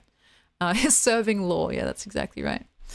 And I think Ina, funnily enough, I actually picture Lucky's wife as Ina, which is kind of fucked because, well, it's fucked for a few different reasons, but Nara Smith. I think Ina's username was something like Living Ina Daydream, which is kind of like a play on words as well. So with the short hair, I think she's serving. She's always serving, but you know, because these two, if this is Ina and this is Odin, these two are meant to be together, but like they're not essentially. And it's kind of, yeah. it's kind of fucked to like actually have a real life couple play a couple where the guy is constantly cheating on his wife and then eventually eats his wife, like, and not in the fun way, in the like I'm gonna cannibalize you type beat way. That's kind of a like a very first draft scaffolding, and I understand if you guys had other people in mind, but I would encourage you guys, if you're curious about the stories, there's some of the chapters on my website. I think once you get to read about their personalities, you get to see more of their looks come through. Because I've tried to keep their physical descriptions pretty brief. Whether or not I'll keep that same direction is up for interpretation, but I think there's something nice about like building up someone's personality and character first and then letting that infuse into their physical looks than the other way around. So there's a few chapters up already, not these ones, just these ones. And there's like fucking 50 more on my computer that I just need to polish up properly. Odin calls Ina the sweetheart, which is who he's referencing just there. But yeah. As for Adam's message, there's a bit there to unpack, but I will say that since this story is about kind of like more of a, like, I guess you would call it a metaphor than anything else, the curse is kind of like working as a force of nature, I suppose. Like, as much as I dog on Odin for being like a complete douchebag, I do have sympathy for him because I can't imagine it would be easy, like living life in a constant state of starvation, essentially, and feeling totally unfulfilled no matter what he tries to do to satiate that feeling. And, you know, think about when you've been hungry, like any one of you guys out there, think about how you start feeling a little bit irritable, or you feel like a bit snappy, or like, you know, you don't feel like yourself, essentially, and that you could very well make some poor decisions because you're just focusing on like the literal next second of survival. That's the kind of soft spot that I have for Odin, because it's hard to say who has like the worst end of the curse, like whether it's Odin or Ada, because I would not want to be coughing up or vomiting up random items at random times of the day, especially because the way that it's described, like it's a very painful procedure. When she vomits up like the more inorganic things, like the ukulele, for example, it's a hole. It's like not chewed up. And so you have to imagine that there's some process by which her like organs and like throat can contort and like stretch to allow it to come out. And so I don't know who has it worse. But I imagine that with Odin, like you also get to see over the course of the story, if I do it right, that is, that his demeanor changes from like sweet and kind of teasing, maybe a little bit of a fuckboy, to just being like downright evil, essentially, because he's just getting more and more like taken by this this feeling of like nothing is helping, I'm starving, I'm dying, what do I do? And so you kind of get to see that start to wear on him over time. And I don't want him to come across as a total villain the whole time. I think we all have different shades of like goodness or not so goodness. Depending on what we nurture, I think that's what tends to blossom. And so the vomiting is physical, and I'm still tossing up between whether I want it to be a vomiting or like coughing, like from her lungs, essentially, because I have, and it's kind of ironic, right? It's like I have what I would call an actual phobia, like not a joke, like not a funny meme or like, haha, isn't it funny how Emmy doesn't like hearing or seeing people vomit on TV and stuff. Like it's an actual diagnosable phobia of people vomiting, to the point where like I will literally leave a party or leave a room if someone's puking, especially in real life, but even on TV and stuff, right? And so it's funny how I'm in a position where I'm writing about a character constantly going through something that makes me feel like I want to get away from my own story. And there's this, what's the word? there's this story trait based on like an old kind of Japanese fan fiction trope where someone who has unrequited love starts to develop these flowers that bloom in their lungs. And because it's unrequited, the flowers eventually bloom to the point of suffocating them. And only the requited love can make the flowers go away. And so they end up coughing up all these flower petals and stuff like that. And so I wanted to take that idea and kind of put a little twist on it. And so I was like, okay, it's, I think, less justifiable to have Ada be coughing up all these things. So let's just have it come from some random part of her, ostensibly the stomach. But then it's just like, I don't want to think about the actual mechanics of it, you know? It's just something that's exiting from her mouth and coming from somewhere, you know? And it's private. Yes, it's very private. Like, both of them have kept this secret from everyone else, including each other, until right at the end. Because obviously we're still living in the real world. That's where the magical realism portion of the thing comes into play. It's like the rest of the rules of reality still apply, except for this one aberrant thing where it's just like, why the fuck am I like puking up this random stuff? Like, why did I just puke up this tin, like this mint tin? They keep it to themselves, and they're both independently trying to find out like why and how to fix it. And so that's kind of the majority of the story as well, is them trying to figure out what's going on. In between just living their regular lives and trying to fight off this inexplicable attraction that they feel to each other. And so it can be a little bit heady. I think ultimately, once I do write the full thing, I'd have to comb through it and try to make sure that it doesn't get too needlessly complex. I feel like complexity works when it's like, when it's serving the story. But when it's just complexity for the sake of complexity, then I feel like you're actually diluting rather than making more clear. And that's not what I want to do. It's not just to sound cool, essentially. It's actually working to achieve something. And so, yeah. Yeah, emotions are in principle the real. Yeah, I think that's so true, especially with Ada. There's this example that I come back to all the time where like the world kind of bends to Ada's mood, and you're left questioning how reliable of a narrator she really is. And so, for instance, when she's happy, you start to see like the sun kind of show through the clouds, and when she's rejected by Odin, and when she feels like something bad has happened to her, like it starts raining really heavily and really terribly. And so you get to see that, like, is that really what's happening, or is she just imagining that? Or like, how much of her recounting of this story are we meant to believe? Because like, it's from her perspective, the I perspective. And so I have considered making portions of it from Odin's like POV, but as it currently stands, it's just Ada.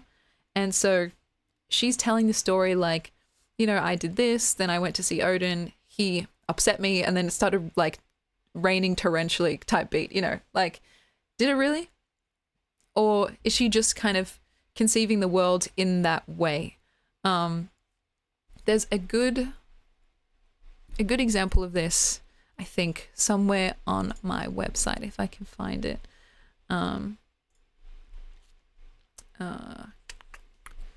Or on the Word doc in my computer.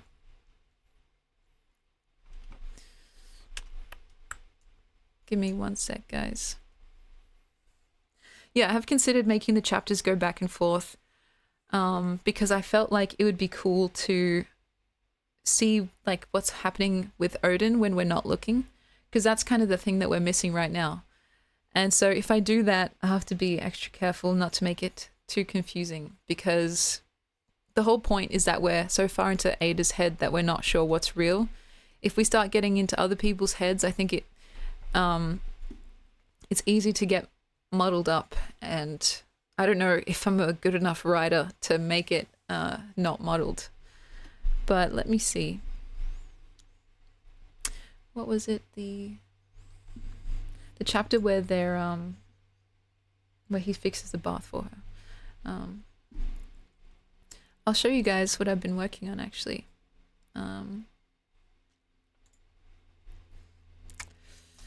It's on Word though. So, let's see.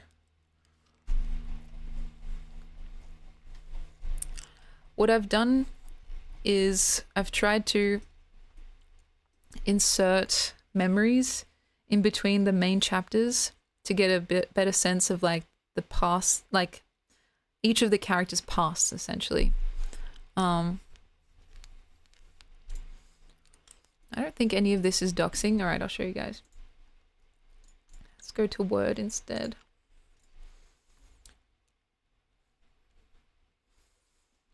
Wait, is this... I might have to move myself.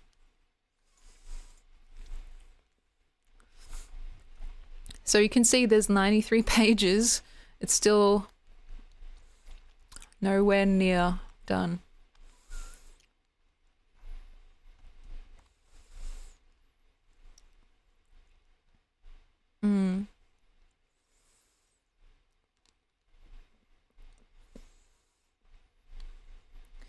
And if you guys are wondering, this is like the first meeting of, or like kind of the first introductions that you get to Ina as well, because I wanted to add a bit more about her instead of keeping her as a phantom that we only ever hear about. And it adds also some extra betrayal to the fact that like Ada had known Ina first and then ends up like kind of crushing on her man. It's like it's a whole mess essentially.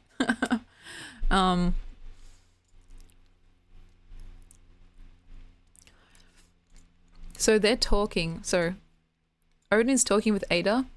He reminds Ada of Ina, and then Ada has a memory of Ina. It's really complicated, I know, guys. I swear it makes more sense if you're reading the thing from start to finish. But anyway. And thank you, Adam. I'll pass on the happy birthday wishes. First person is such an interesting perspective too. I usually don't prefer it because it can often sound very amateurish and like, I don't know, you know, your Twilights, your Hunger Games style, where it's like very young adult centered. Now that's fine, but it just has a particular reputation. But there is literally, and I've tried it by the way, I tried so many different proofs. This is the only way to write it that makes sense for this character. So for context, I'm going to read this little scene. This is like when they're in their first year of like high school, when they first met essentially. Ina and Ada, two girls. So, window shopping, gift buying. The jewelry store was moderately busy and overwhelmingly shiny. We were kidding ourselves being there, too young to be taken seriously by any of the shopkeepers, dreaming of dripping in jewels the way adults did, wondering where and how to start. I like this one, I said, picking up a necklace from the display case on the glass desk. It was an elegant, classy piece, made of a small silver chain with a turquoise green seashell charm as the main attraction. Bespoke, one of a kind. The color is so pretty. It reminds me of your eyes, Ina. I didn't say it to flatter, but she seemed flattered anyway. Is that so? Yes, it's so, I smiled, thumbing the shell. Your eyes are prettier, of course. No jewel could compare. Then she surprised me. You know, I can't stand you, Ina said. So plainly and without malice, the words came sighing out. You know, I can't stand you. As if she were exasperated more than anything else. The necklace I'd been admiring nearly slipped from my fingers as all my nerves and sinew went stiff and with shock and hot, confused embarrassment.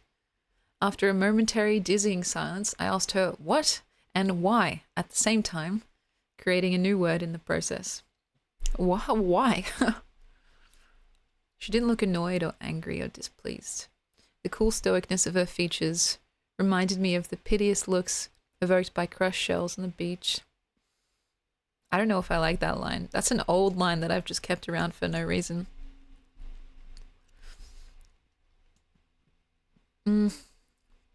Highlight that for later.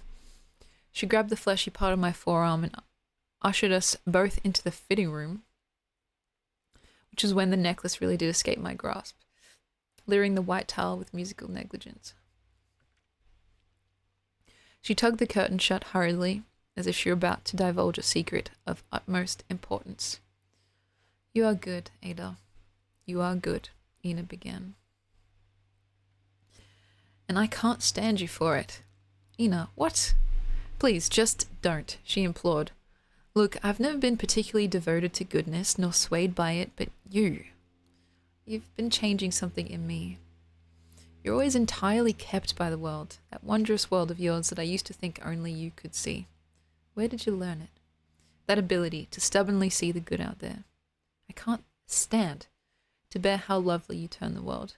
I can't stand to be around you because I'm convinced it's contagious. That the longer we're together, the more I start to see the world like you do, as affecting and lovely. And I can't stand you because the more I'm around you, the more I want to be around you, and the more I understand what... Ina, I said, interrupting again, trying not to sound too kept by the wondrous world. It sounds like you can stand me, I breathed. Maybe even just a little. She laughed incredulously, running her fingers through her hair before shaking her head. She pulled me into a tight hug. Yeah, she agreed. Just a little. Now let me buy you that necklace. But it's your birthday, I exclaimed, speaking of birthdays. Exactly. It'd be utterly impolite to deny me. She pulled out a little black credit card. It had no numbers on it. Mummy's money, Ina laughed. Practically unlimited, she won't mind. I should have argued more, if for no other reason than to project some level of grace, to offset the shameless thrill that was no doubt being broadcast across my face. Instead, I said, maybe we can share it, take it in turns? Okay, she agreed. We'll swap who gets to wear it every other week. I'll go first if you insist. And so that's kind of like one of the scenes that we get showing how they become kind of friends. You can imagine they're already friends before that moment. But like with every birthday, like each year of Ina's, like some shit goes down essentially. And it becomes less of a sweet thing and more of a like, oh shit kind of thing. And then you see we snap back to the present moment. On her birthday, she ended up buying it. Yeah, I know. It's like you get to see a lot of her character in that little interaction. The fact that she ostensibly comes from like a wealthy family. She's got that black card with no numbers on it. She's generous, maybe to a fault or maybe to some end. You can't tell like why she's being so generous, and how she kind of says what she means, but by saying the opposite of what she means. Like she said, I can't stand you. But then she goes on to give a really lovely speech essentially about how much she likes her. And so it's kind of like when you like someone so much that you kind of pretend that you don't. It's like, okay. You guys know Margot Robbie. This is like kind of an aside, but I swear to God it makes sense. One time she was being interviewed on the Graham Norton show. I think she was on the couch with a bunch of other celebrities, including...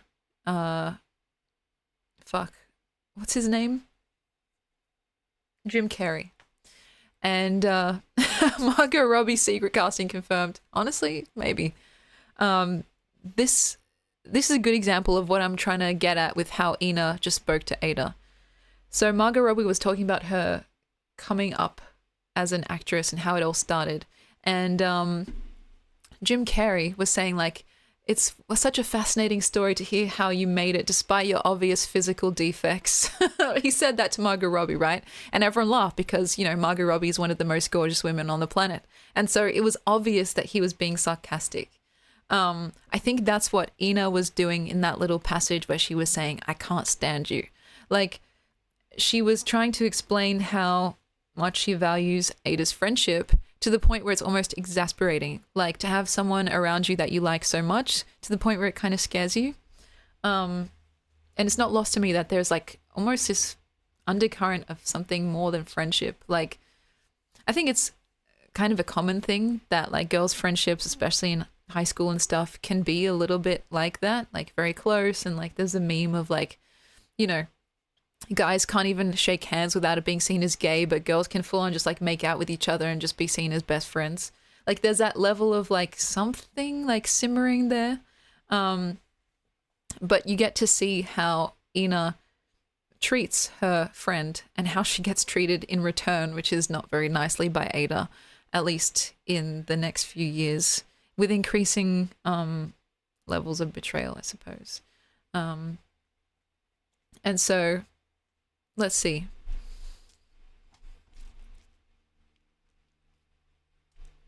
You can see my own comments here on the side. Can I move myself?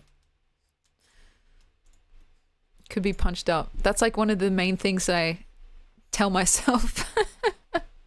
This could be punched up, this could be punched up, this could be punched up, which means essentially this could be reworked to basically sounding better in some way, shape, or form.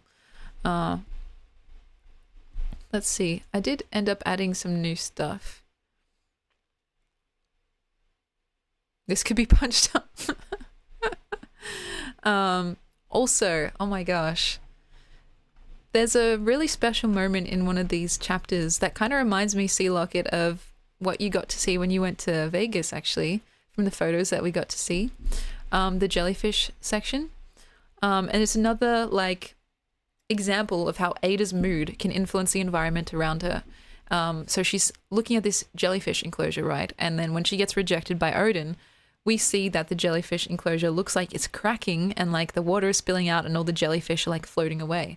And it's like, did that really happen? Or did we just imagine that through her eyes and through her perspective, essentially? And so that kind of reminded me of it when I saw your photos, and I thought that was really cool. But where is it? I think one of my favorite lines is around here. Yeah. So we sat together on a leather seat that faced a tank so big it dwarfed us. The room melted into quietness. Either the crowd had thinned or the place was expanding.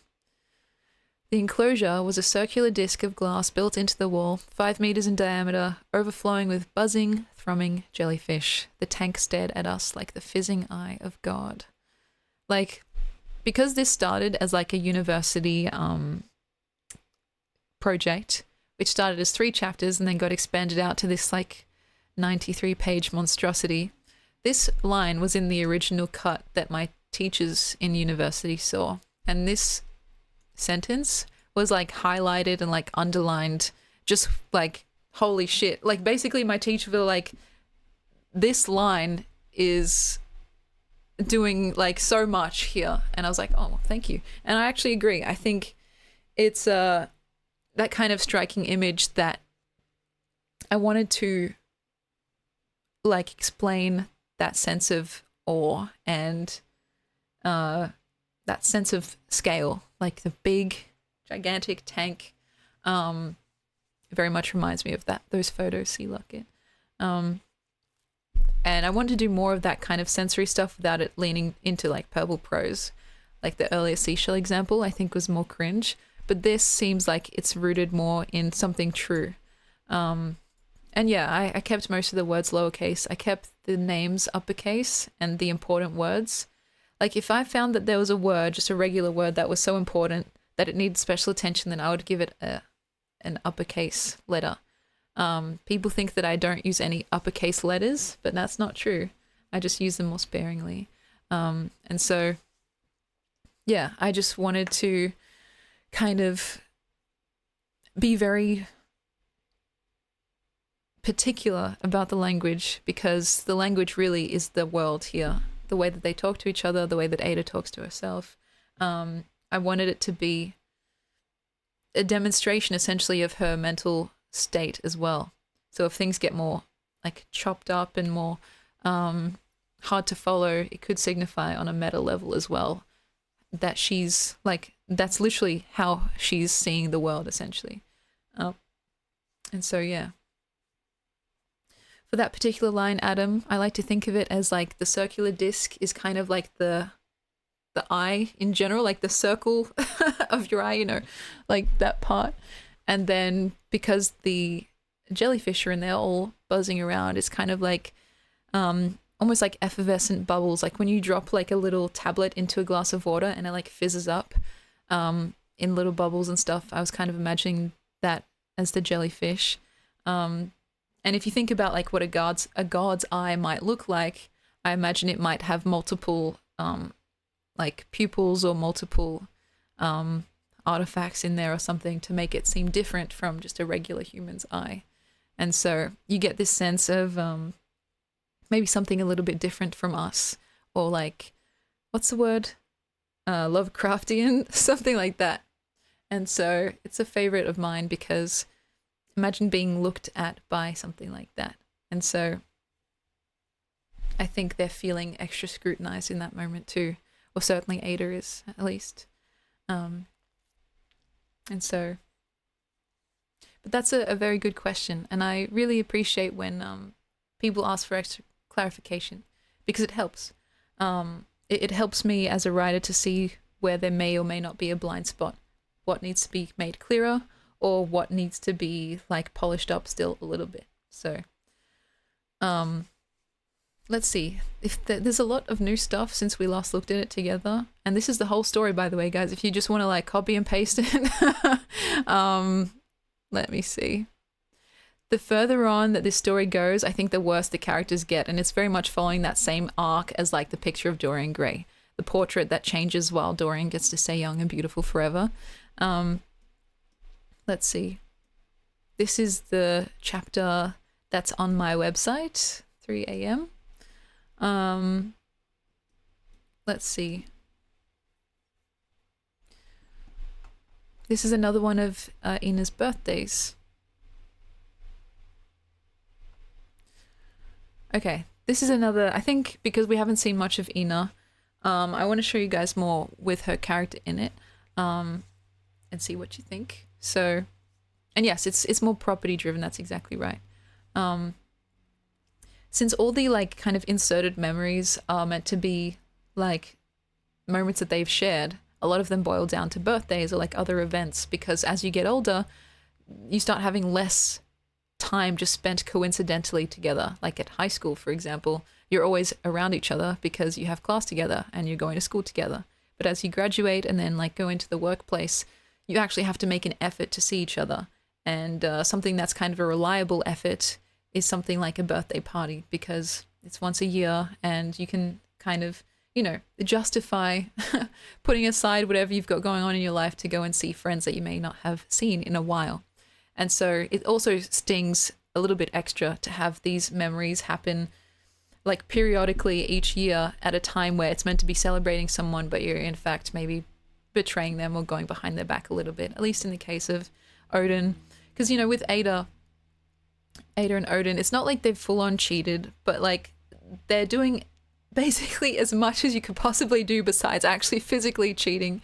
And so I would consider it a form of like an emotional affair or something like that. You know what I mean? It's like, it's a whole thing. Anyway, yeah, it's borderline, exactly. Yeah, so the memories are seen from her point of view, not as they really were. That's a great way to write it. Because like, you know, we can't tell how true this stuff is. We just know how Ada has remembered it, and we just know how Ada has described it, at least to herself, in remembering. And so it could have been very different. That's the thing.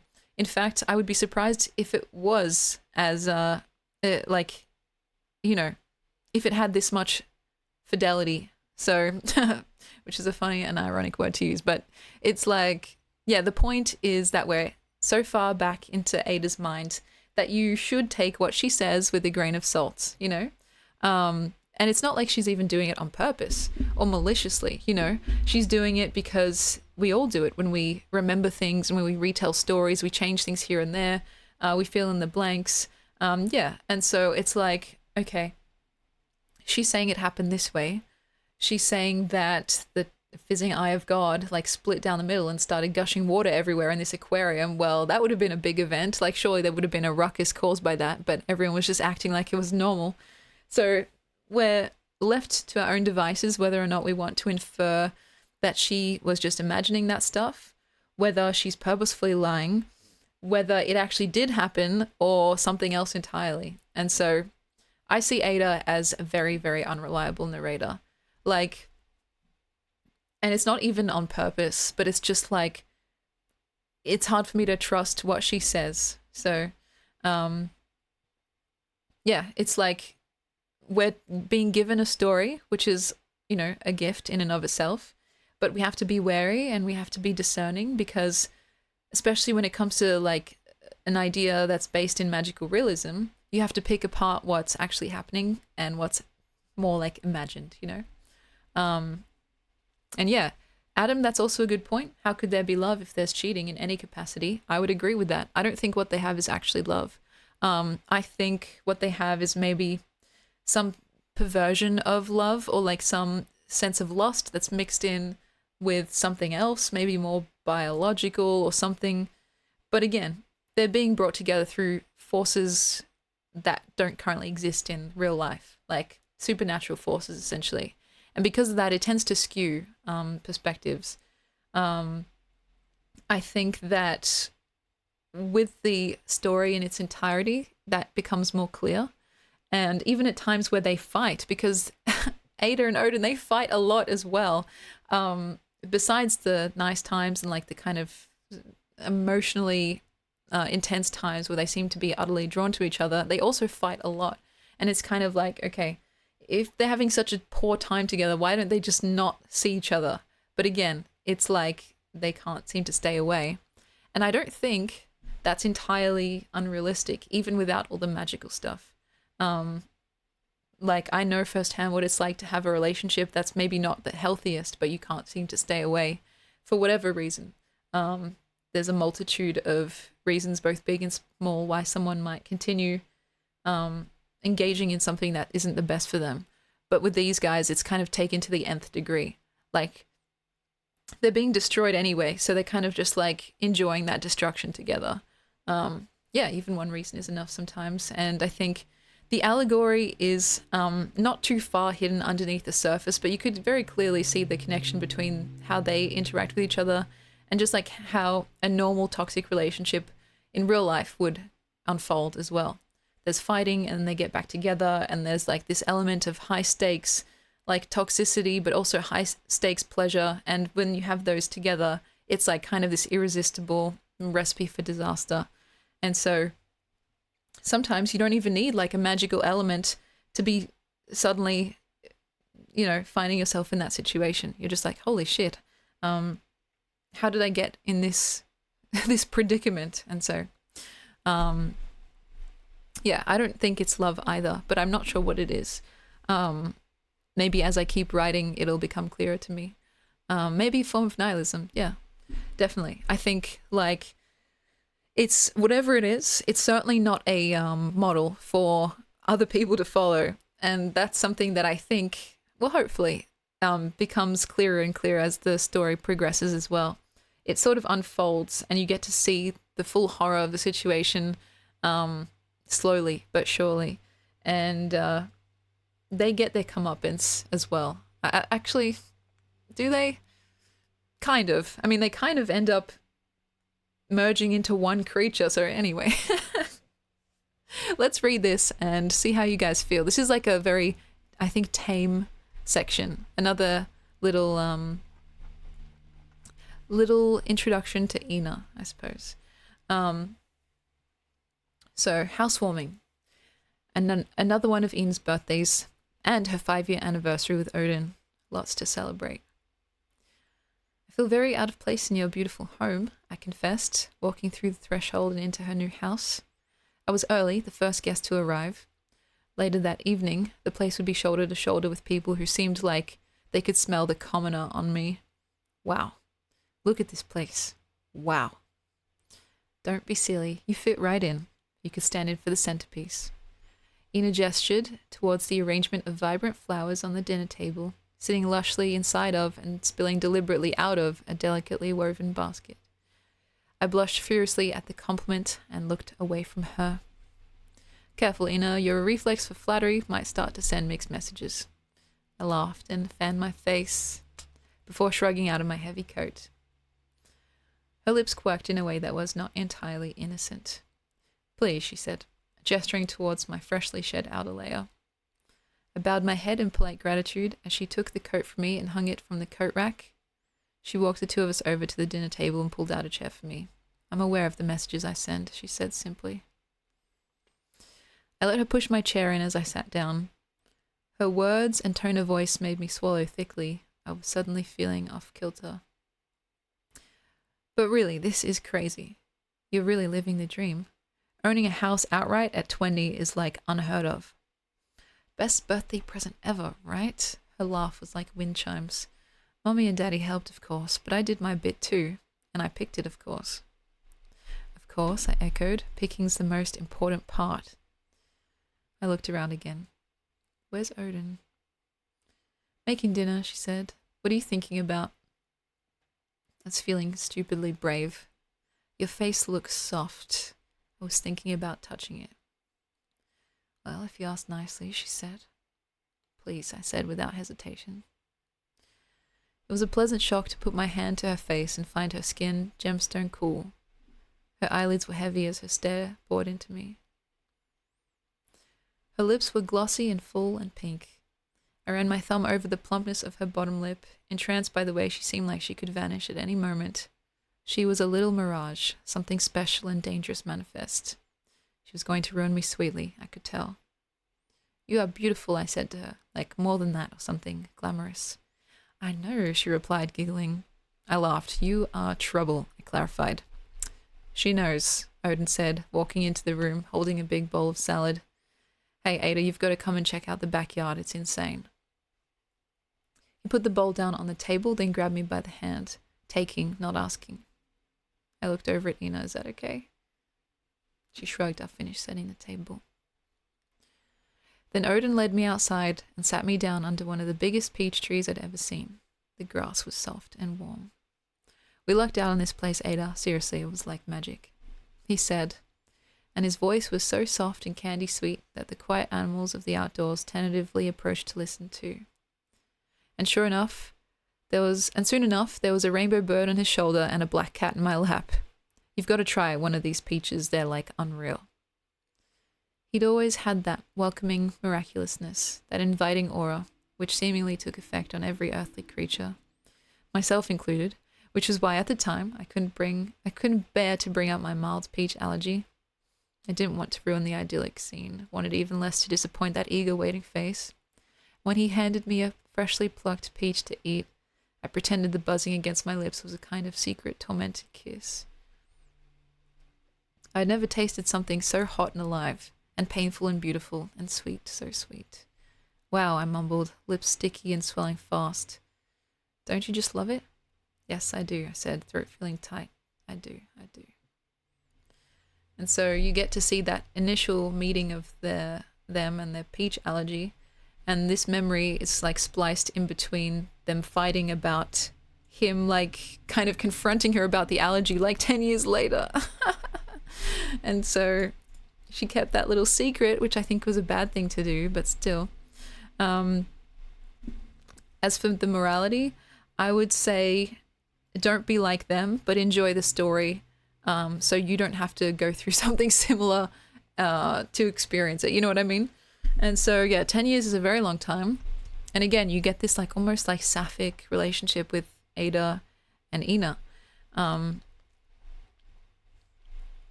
And so, yeah, they're interesting characters to me, doing very weird things.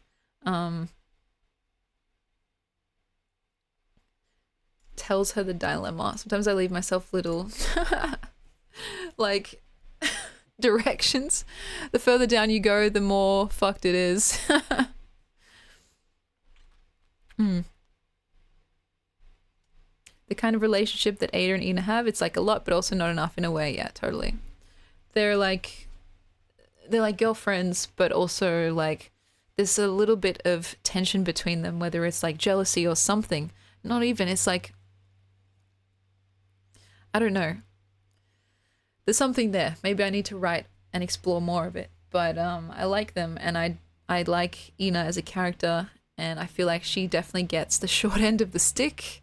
She has a best friend and a boyfriend that end up betraying her basically at every moment. And then she gets eaten, and that's the end of her. But, you know, it's like she's meant to be more of a tragic symbol rather than an actual character. but we get little glimpses of her character here and there, just so the betrayal hits all that harder. But yeah. Yeah, exactly. And you get to see some of that dynamic play out where Odin just comes in and takes what he wants without asking, and Ina is left alone to, set up the table or whatever it is she's doing. But again, we don't get to see what she's feeling on the inside. We don't even get to see what Odin is feeling on the inside because we're stuck in Ada's mind. So it's like we just have to infer from what they say and what they do. But sometimes that can be wildly different from how someone's feeling on the inside. So it's like an incomplete puzzle. It's Ada's world and we're all just living in it type beat. I think that's basically the vibe. And so, there's, I think, potential in this story. I have faith in it, but I think I have less faith in my own ability to write it than I have in the ability of the story to exist. And so, yeah, I'm gonna keep working on it and just see what happens, because it can't hurt, right? Like, just to just tap away at it whenever I feel like suddenly inspired again. Now that I have a better understanding of how I want it to be structured, like with the memories kind of spliced in between the chapters, I feel like it's going to be easier to get in everything that I want to get in without it seeming weird that we're just now 10 years earlier or something like that, Even though the idea of like flashbacks can be a little bit cliche, again, it's like that same thing of like the first person perspective can be a little bit cliche, the flashbacks can be a little bit cliche, but I've tried every other option and it's the only way to do the story justice. And so I think that's when it's fine, like when it actually serves the story well enough that you think, well, I can't say it any other way, even if it's cliche. So that's kind of what we're working with, and I'll let you guys know when it's more close to being finished. Because the thing is, there's no question about like being able to publish it. Like my mum, she used to be a graphic designer, and so like we know that it would be easy to self-publish a book, but I just need to finish the actual writing of the book before we can do anything like that. And so, yeah, you guys will be the first to know, essentially. It'll probably be on the Poetic Shop as just an option in between the crochet critters and the postcards. There'll be, just a random ass book in there. Okay. And so, yeah, that's kind of it's a very long-term project, essentially. In between the thickness, that's exactly right. Oh gosh. But anyway, let me see.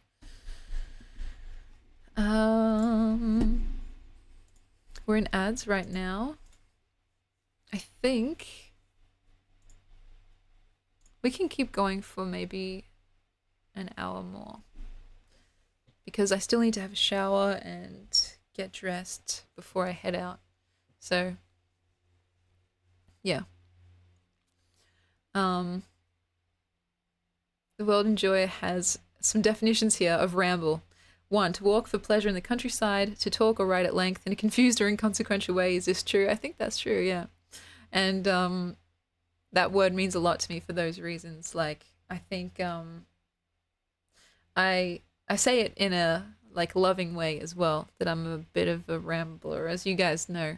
And I think all good writers have some kind of affinity for rambling out there in the wild, walking around and just seeing what presents itself in terms of like, something of inspiration. You'd be surprised how little you really have to fabricate when you're writing, because the world itself is already so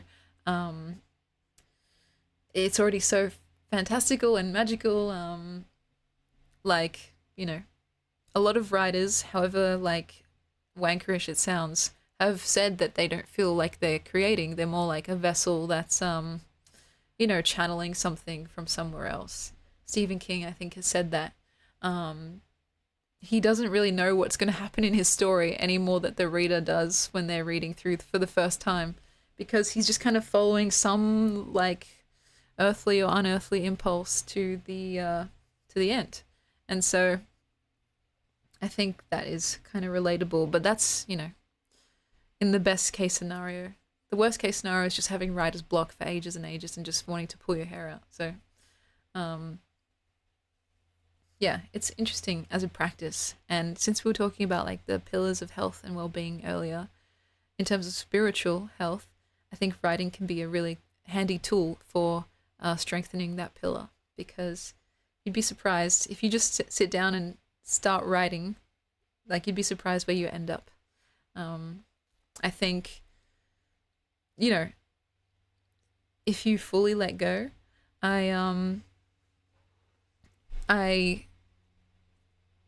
can almost guarantee you will end up writing something that you think to yourself, where the heck did that come from? And yes, you're your only master, that's true. The birthday, it's my auntie's birthday today.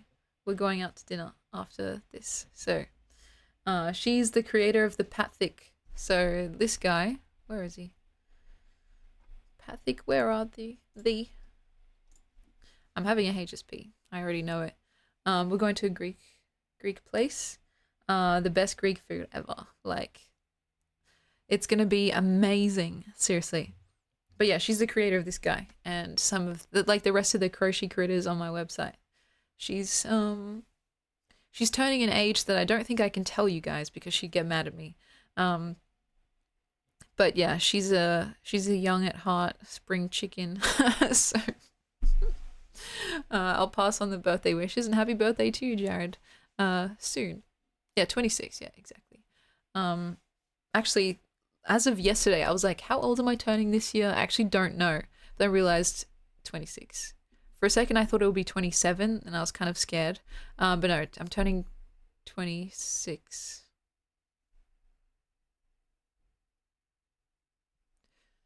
I'm pretty sure. I'm 25. I was born in 1999. So can someone calculate that for me? Did you guys hear that? I thought you were much younger. I hope that's, is that a compliment? I'll take it as one. But yeah, so I was born on December 4th, 1999. How old does that make me? I don't even know.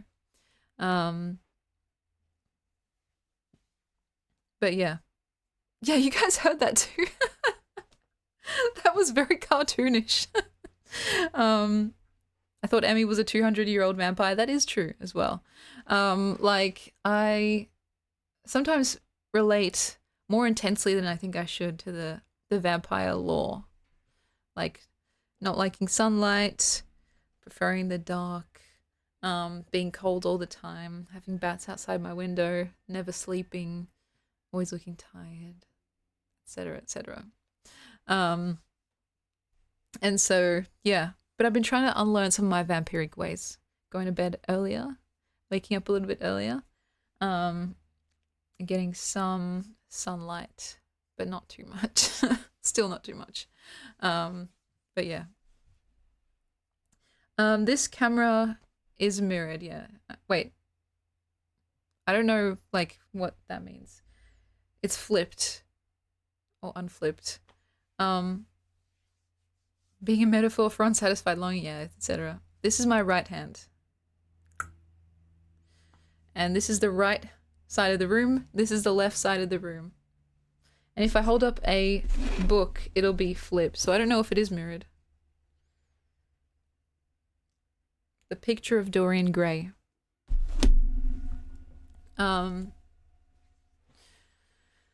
What do I like the most about being a vampire?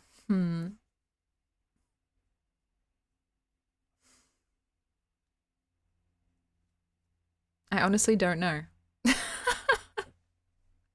I like it when people tell me, you look tired. Actually, no, I don't like that. But I get it every single day. What do I like? I like being able to scare people with my fangs. Of course, the first book to hand is Oscar Wilde. Absolutely, I'm reading this currently again because It's one of my favorite books, and I've got like a bunch of pages dog-eared for some of my favorite phrases, like turns of phrase. Um, I don't know, it's just written in such a beautiful way. You think, wow, how did someone come up with that, you know? Um, yeah, I don't know how to explain it, but if you know, you know. And there's some funny parts as well that seem a little bit outdated, but that's like, you know, it was written a while back, so you have to forgive those kind of sus parts as well. Uh, yeah. Um, yeah, I lived in the 1900s exactly. The very end, but still. Oh gosh. Um, yeah. Vampires are probably really chill until it comes to freaking out about sunlight. That's true. That's true. Um, I think I like the silence and solitude of the nighttime. That's probably my most vampiric trait. It's like there's a particular time of night in the like 3 a.m., 4 a.m. range where it seems almost like the entire world, or at least this half of the world, has gone absolutely mute.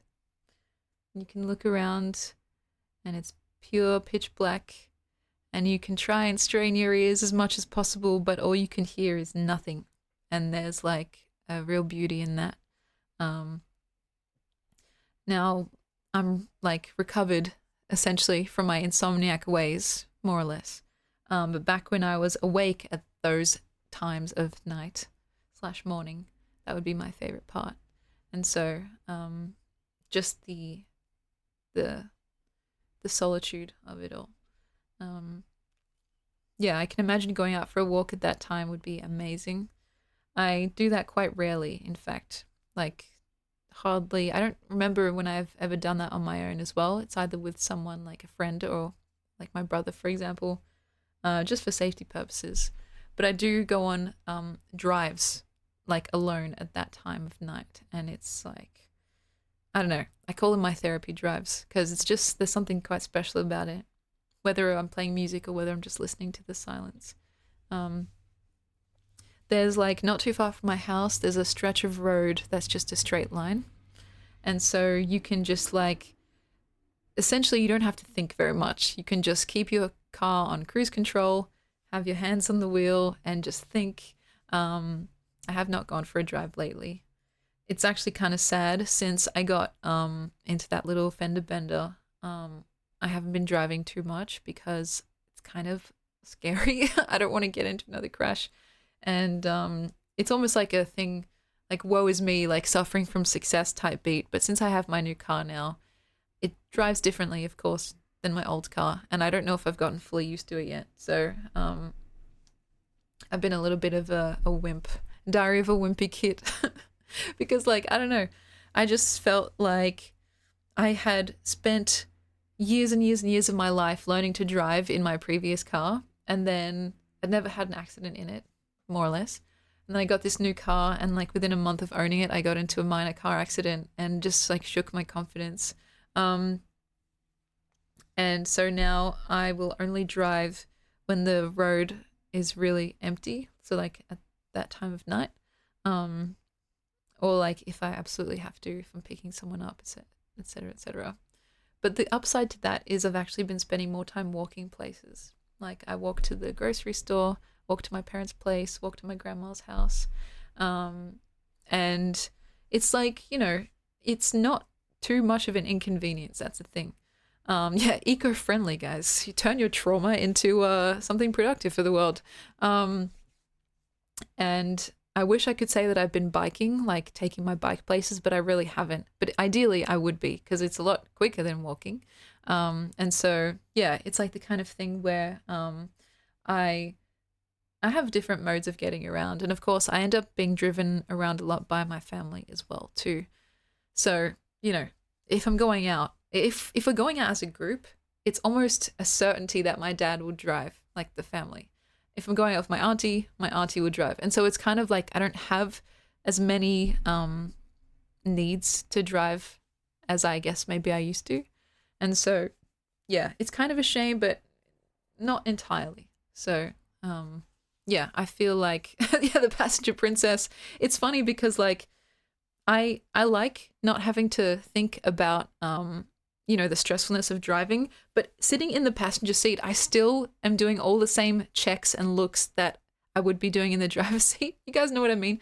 Like here in Australia, obviously the driver's seat is on the right-hand side. So I'm sitting on the left, but I'm still like checking left, right, like rearview mirror, and it's like I still can't fully relax. And I think once you get your license, it just like kicks in automatically. Before my brother like got his license, he would just sit there in the passenger seat and just like look straight ahead or just like look out the window. And it's like, bro, you know that's going to change, right? As soon as you get your license, you're going to be like checking everywhere too now. Um, it's just like a habit that I can't seem to shake. And just keeping my eyes peeled in case the driver misses anything, which is kind of, I don't know, hopefully not insulting. It's just something that happens. Um, and so, yeah, I think I enjoy sitting in the front because I get car sick. Um, I used to get very, very, very car sick. And then I thought, it just went away. But I realized it was just because I was now all of a sudden never really sitting in the back, you know? And so, yeah, it's kind of this funny thing of like, I don't know, things that we seem to grow out of as we get older. Like, have we really grown out of them or have our circumstances just changed essentially? For me, I think it ends up being the latter for a lot of things, you know? Like, it's really just like circumstantial rather than any personal development that I've really achieved on my own, which, I'll still take it. I think a dub is a dub no matter what. So, yeah. And so, yeah, my brother, well, he hasn't fully gotten his license yet, but he has his L plates. And so he can essentially drive, not on his own, but with any kind of, like, chaperone, essentially. Any kind of licensed chaperone. And so whether or not it's myself or my dad or my uncle taking him driving, he can drive where he wants. So, yeah, if there's someone in the car with a license, exactly. And that's cool. I think he will really benefit from that independence. We were just talking about it recently. Like, when you don't have a way to get around, especially in a place that's very car like centered, we don't live in like a fucking walkable city type B, the memes about that. We live in a very car centric kind of area. I think most of Australia is pretty much like that unless you live in the CBD, the city essentially. And so, it's kind of one of those things where getting your license means more than just being able to drive. It means being able to, like, essentially get away from your parents if you want to, go to your friend's house without, like, having to rely on anyone else. You just unlock a new sense of freedom and independence. And so it's more of like a emotional thing, as much as it is a logistic related thing. So, yeah, the new Independence Day, for real, for real. It's funny because he's such an independent guy besides that one thing. Like I was saying, he's doing his PhD, he's working 2 jobs, he's like doing exam marking as well. And so it's like, it seems kind of ironic almost that this is the one thing where he's kind of lagging. And I think once he does get his license, he'll feel so much better. Like a whole new world has been opened to him. And so, yeah. Jared, thank you so much for hanging out with us. I hope you have a wonderful, restful sleep and that school is not too painful tomorrow. I also will be probably heading off in the next like half an hour to 40 minutes. See, Lockie, you should tell me more about Vegas. So you drove there? Like you said, I think, was it 8 hours? An 8-hour drive? That's about how long it is to get to Parks from here. 6 hours. That's fucked. I'm guessing you had like the snacks, the rest stops, everything all planned out because holy shit, that's no easy feat. But it seems like it was really rewarding, and so I'm glad that you had a good time. A lot of ups and downs, literally the bumps. Did you say hi to Gemma for me? And did you enjoy yourself in the Museum of Illusions, which looks so cool? Here in Victoria, in the city, there's like, we have a national gallery, and every now and then there's new exhibits on. We had something similar to that a few years ago, but nowhere near as like extensive. And so we had like one or two rooms of illusions, nothing like what you saw. Um, and I really liked your photography as well. I was actually very taken not just by the cool things that you were taking photos of, but the way in which you captured them. It seems like there's a particular artistry to them. And I just felt like, wow, if I was there and if I was taking the same photos, they would not look like that, essentially. Mine would be blurry and kind of like, you know, off center. And yeah, I saw the care and appreciation that went into them. And so I just wanted to say that.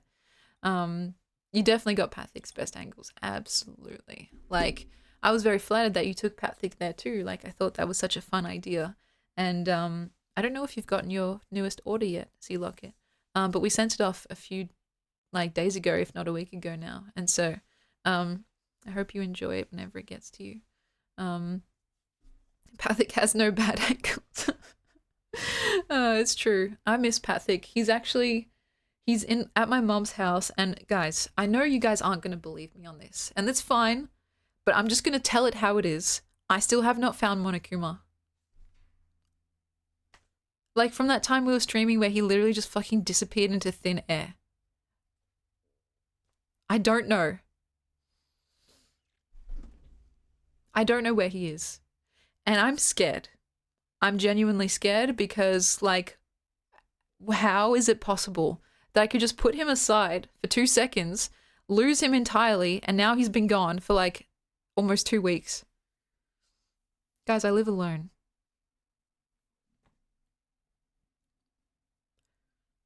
I need explanations. And so, like, I don't know, like, what do I do? I saw the VOD back, and the last time we saw him was literally in front of you when you picked up the lipstick. That's fucking weird, because, like, from what I can see right now, the only thing in front of me is that little plushie that I showed you guys last time. This is the only thing. And just chords. Like, many, many, many chords that form an OH&S issue. There's, like, what? I don't know. I don't know. Yeah, Pathic has errands to run, it's true. So I guess I'll keep you guys posted. Like, I don't know where he is. I'm scared. Especially because that whole stream, I was shit-talking him, you know? Like, I was talking about how I felt like I'd been scammed and, like, how much, I don't know, how we'd gotten off on the wrong foot, essentially. And then he just went up and disappeared on me. And so he might be in jail. It's very possible. You guys, if, by the way, for some of our new friends or old friends that weren't here, this is who I'm talking about. I'll show you guys. This guy. What the? This guy. I was streaming, was talking all about our kind of, you know, rocky relationship, and then I put him down. 2 seconds later, I went to grab him again. He was gone. Also, this looks disgusting. Why does that look so, like... like, what's the word? I don't know. Lacking in stuffing. Like, deflated. It could be a moment of me just losing my mind, but I promise to you guys, like, I can't find him. I can't find him. So, yeah. Maybe it's for the best because he was giving me nightmares every single night. So, yeah. Maybe he'll come back when, I don't know, when he's needed most. But yeah, like an old Star Trek episode. I might have to ask my dad because he's a Trekkie. But I don't know. It was like how Pathic disappeared when you tried to pull him out of the Cat in the Hat. Well, that was actually on purpose, though. That's the thing. This time, it's like, what the fuck? You know? I could have mined him for extra comedy gold, and now he's just gone. Like, he refuses to show up. And, well, that's interesting. Because I haven't really had many nightmares. In fact, this is going to sound really silly, but it's true. I've had in the past few days, I've been waking up with like little snippets of songs, like original songs, kind of in my head, like in the back of my mind. And today, even as I was waking up, I just wrote down a couple of lines. I kind of forgot the melody now, but I did write down the lines at 8:36 a.m. Yeah. Burning through shock and horror, forgetting what to say, realizing the life you passed was the one that got away.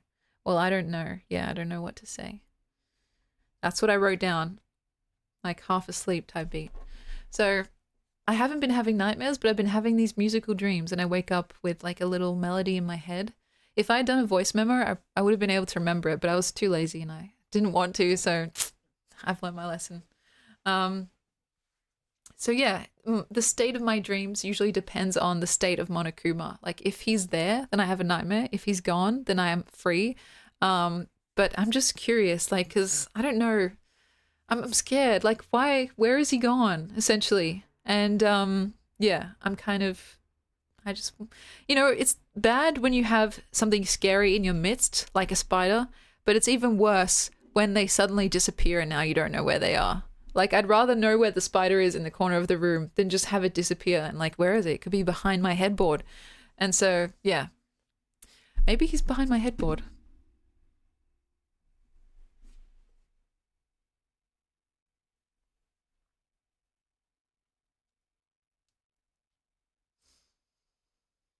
I'll keep you guys updated. He's out chilling with Evil Jerry. I don't doubt it because he is probably the evilest MFer that has ever been in this house, So maybe it's for the best. But yeah. Anyway.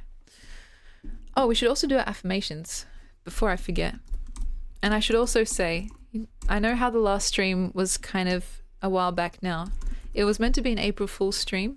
And it was quite funny because I said I had no ideas for like April Fools. And so I just had the timer say that it was going for 5 hours, but then I also just like cancelled it before the after 5 minutes. But as soon as I finished that stream, I had like 10 different ideas for April Fool's pranks. And I was like, why couldn't I have had this thought like even 4 hours prior to this moment? And so literally, oh my God, I had so many prank ideas and they weren't even bad pranks, like ones that would make people upset. It was just like funny pranks that would have been perfect. And so now I have to wait a whole year to like do them again. But I can tell you some of them that I was going to do. It's never too late to celebrate April Fools. I had like all these different things that I was going to like do. Like I was like, okay, maybe I'll have like a fundraiser goal of like $1 million and just pretend that it's totally normal. And like, hey guys, so today I'm going to be raising money for whatever bullshit excuse it was going to be. And just pretend like whenever someone says that's a bit steep, just be like, really? I think it's fine. Or I was going to like have some random person on the stream. I know it's funny, right? Like have some random person on the stream and just like pretend that like, so guys, I just wanted to say that, over the weekend I actually got married. And so this is my husband, you know what I mean? Just like to stir up some drama or some shit like that. Or like to have like a friend of mine that you guys haven't met yet, like take my place and like I'm talking on the microphone, but they're miming it. So it looks like I've just radically changed my look or some shit like that. And so I had all these like, yeah, these silly cherry ideas. And it literally was the moment I pressed stop streaming. And I was like, what the fuck?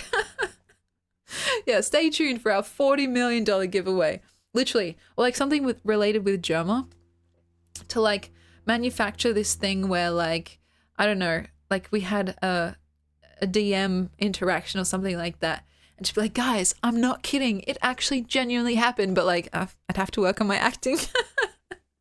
But like, just something outrageous and silly and something that didn't hurt anyone's feelings, And yeah, creating a fake DM or something. But then I was like, oh, would that be kind of like, I don't know, inappropriate? I'm not sure. So I had to like second guess myself on that.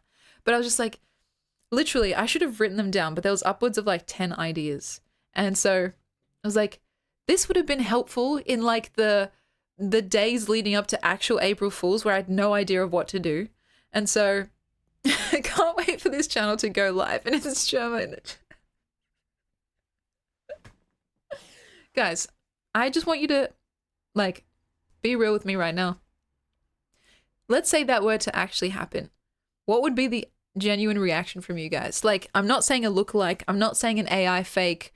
Like, if it was the actual guy sitting here in front of you guys on camera, like with no introduction or like preamble, it was just like a regular stream, and then instead of me, it's Germa. How would you respond? Like, what would happen essentially? Oh my gosh. That's so funny.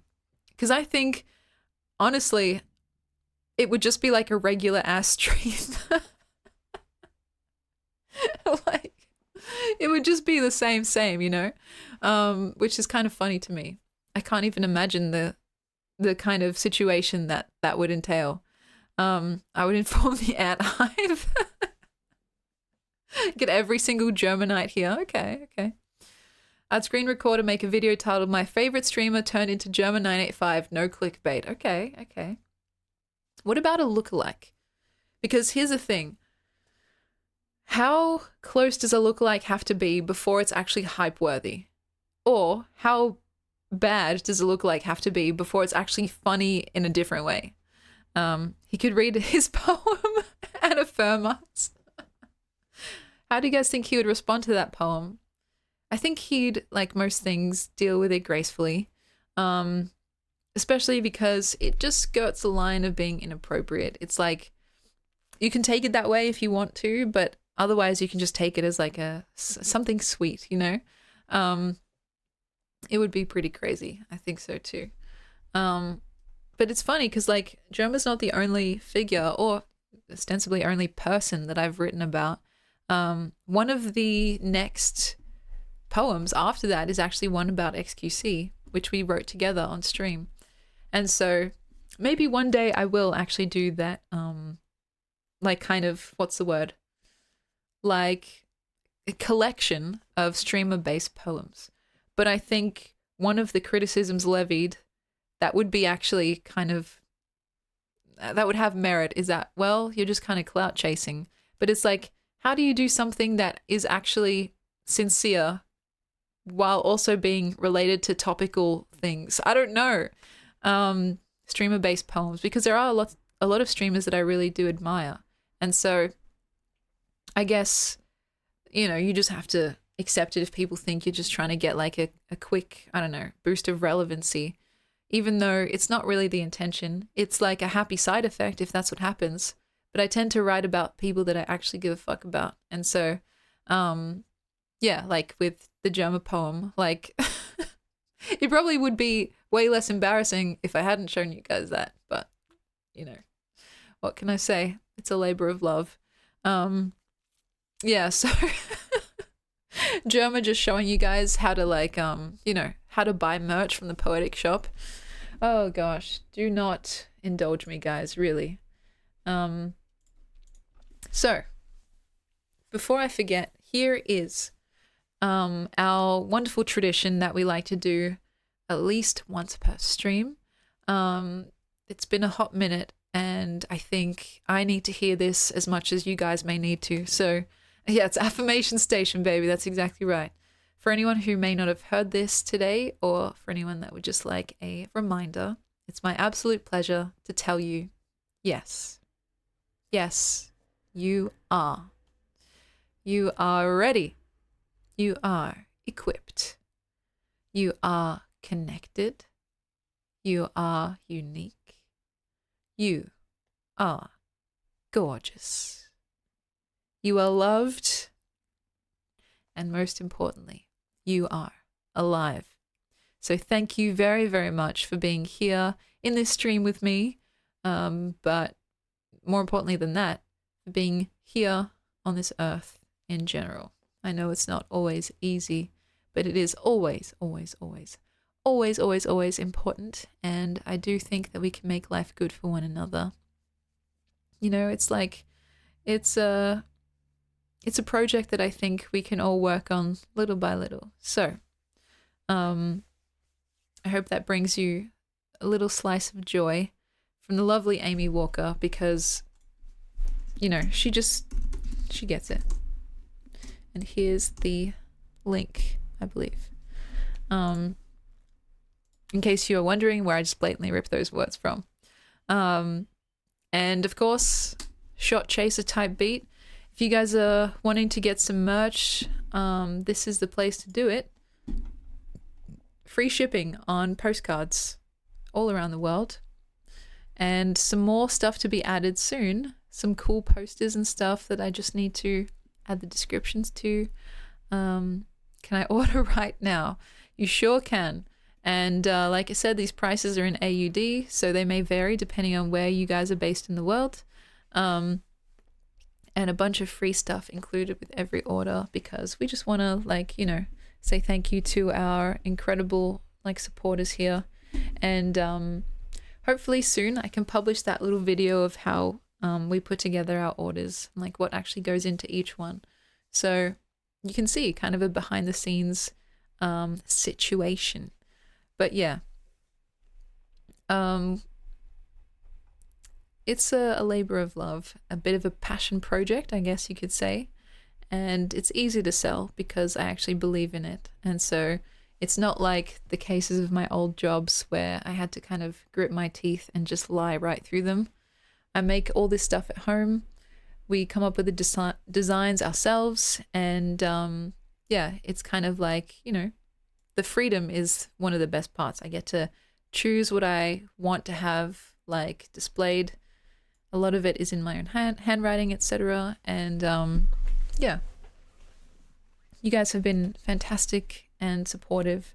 And so yeah, it's like, you know, besides the subs and donations and stuff, the main way that I get that I make a living, essentially. So updating soon, hopefully, as well. Anyway, if you're just interested in the poetry, a lot of it is available for free here, including the posters. So you can get the free 99 version by just printing them out. But if you want like the proper version that's like printed properly, laminated, etc., that's gone through myself and my mom, etc., then that's the Poetic Shop is the place to go. And so let's see, what's the time? I need to start getting dressed and shower and everything like that. We've got time. You like the website, Sea Locket? That's nice of you. It's kind of like, what's the word? I have a love-hate relationship with it because I love when it works, and I just hate when there's some weird IT issue that takes 6 hours to resolve, and me talking back and forth like on the chat support with some guy from like overseas, you know. And yeah, it's just, it is what it is. It's like, it's, yeah, I'll leave it at that. But when it works, it's darling. And it's kind of cool to have all your stuff there for people to look at. You know, it's like social media without the social. It's just media. And I'm okay with that. However, like, conceited that may be. So yeah, the digital footprint, for better or for worse. Maybe some stuff in there that's for worse. But I think it's truthful, at least. And the same thing can be said about the Club Cherry channel too, which let's see, how's that been going? Yeah, 105 videos with one to come later today. And I don't even know what, hello, I don't even know what I'm going to be uploading. We'll see, we'll see. We're almost at 300 subs too. So if you guys haven't subscribed there, it's free. Why not? What was it? Club Cherry?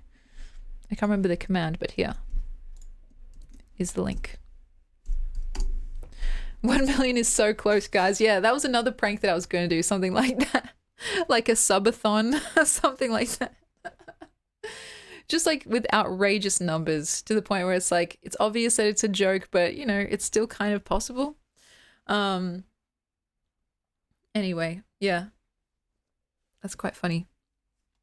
We've got a lot of things going on, and so I know my schedule has been all over the place, but yeah. Pull up an edited screenshot of Club J with 1 million subs. You know, I might actually do that and like post it on my Facebook, my private Facebook page. And all my friends will be like, what the fuck? We made it, guys. Just like start going the shock jockey route of like just creating all these pranks so people don't know what's real and what's fake anymore. Actually, that reminds me. You know how I went to those Elvis shows on the weekend? Well, they were shows. They were Elvis shows. And because I know some of the people from Parks, the people from the band, I got to spend some time like hanging out with them after the show and while they were packing up on stage. So while they were packing up, I was kind of cheeky and I took a photo as if I was actually on stage. And so this is the photo. Can you guys see this? That's me, by the way. And what I did was kind of cheeky. I posted that to my Facebook page and I just said, like, I made a little caption that's totally untrue, by the way. And I was like, oh, this is just a sound check for my like second show here in the town that I live.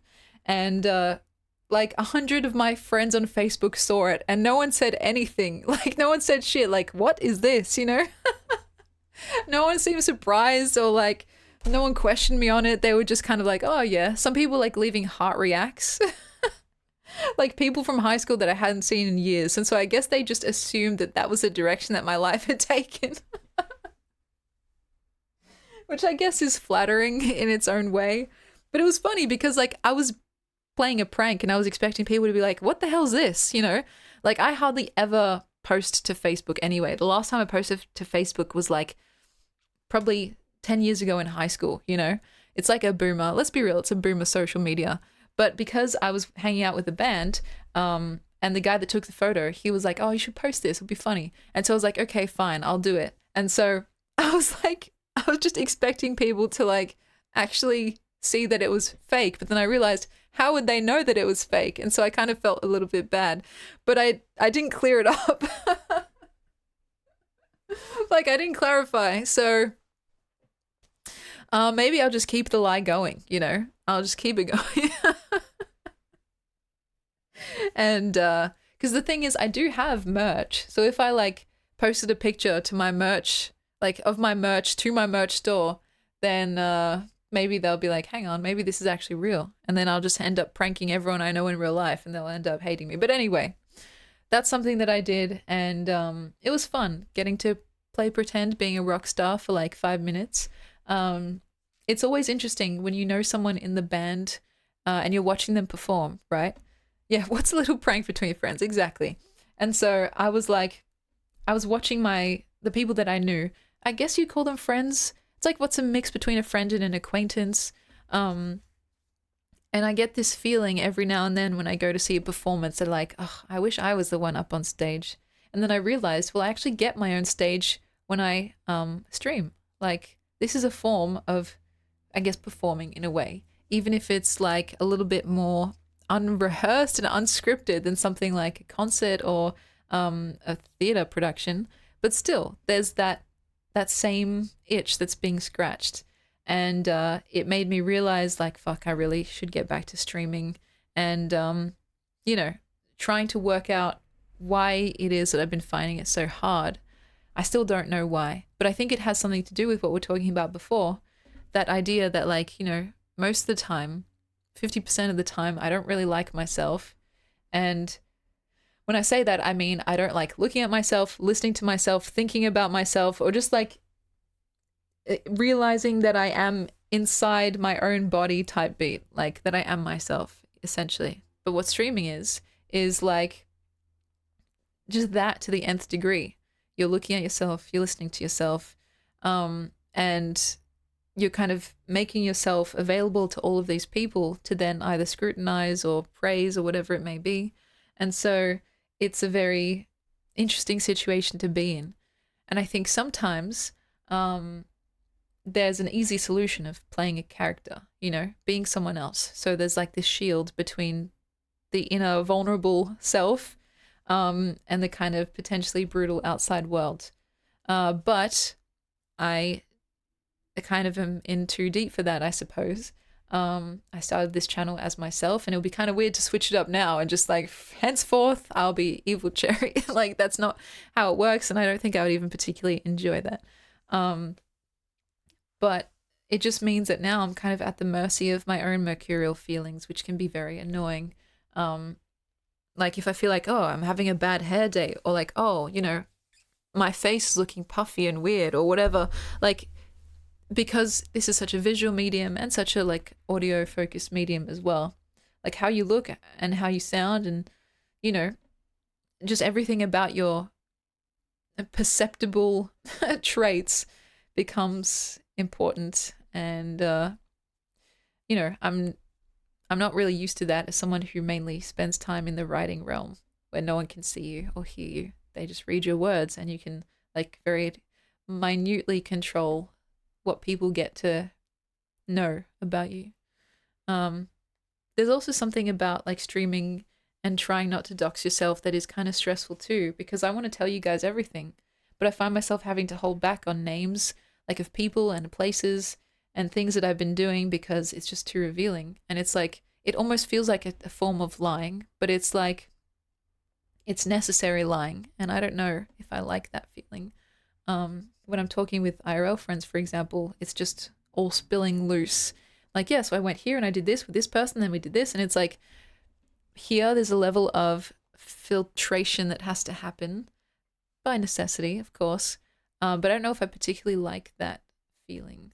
Yeah, I think at some point maybe I will just stop caring. Because I don't know, there's so much of my life that I want to show you guys, but I can't, either out of, you know, some caution, like some safety related aspects, or yeah, just knowing that it would be kind of a bad idea to tell the entire world slash internet like where I live and where I like the places where I go, etc., etc.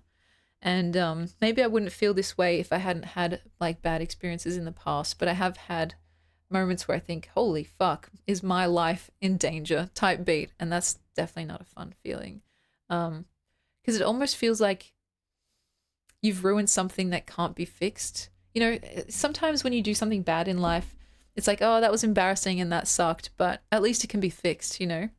Sometimes when it comes to stuff like that in the streaming world, you get that really deep dread where it's like, I've fucked up and it actually can't be fixed. Like, for example, like I've doxed myself in the past, not just on stream, but like to individual people, like by accident, or even sometimes on purpose where you think you can trust someone.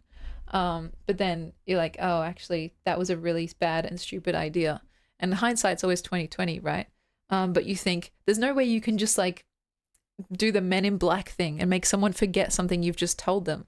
So it's like, I fucked up and I actually can't fix it. And I think it's the not being able to fix it part that's the scariest part, because it's like you feel that sense of hopelessness, or like, okay, there's nothing really to do here now.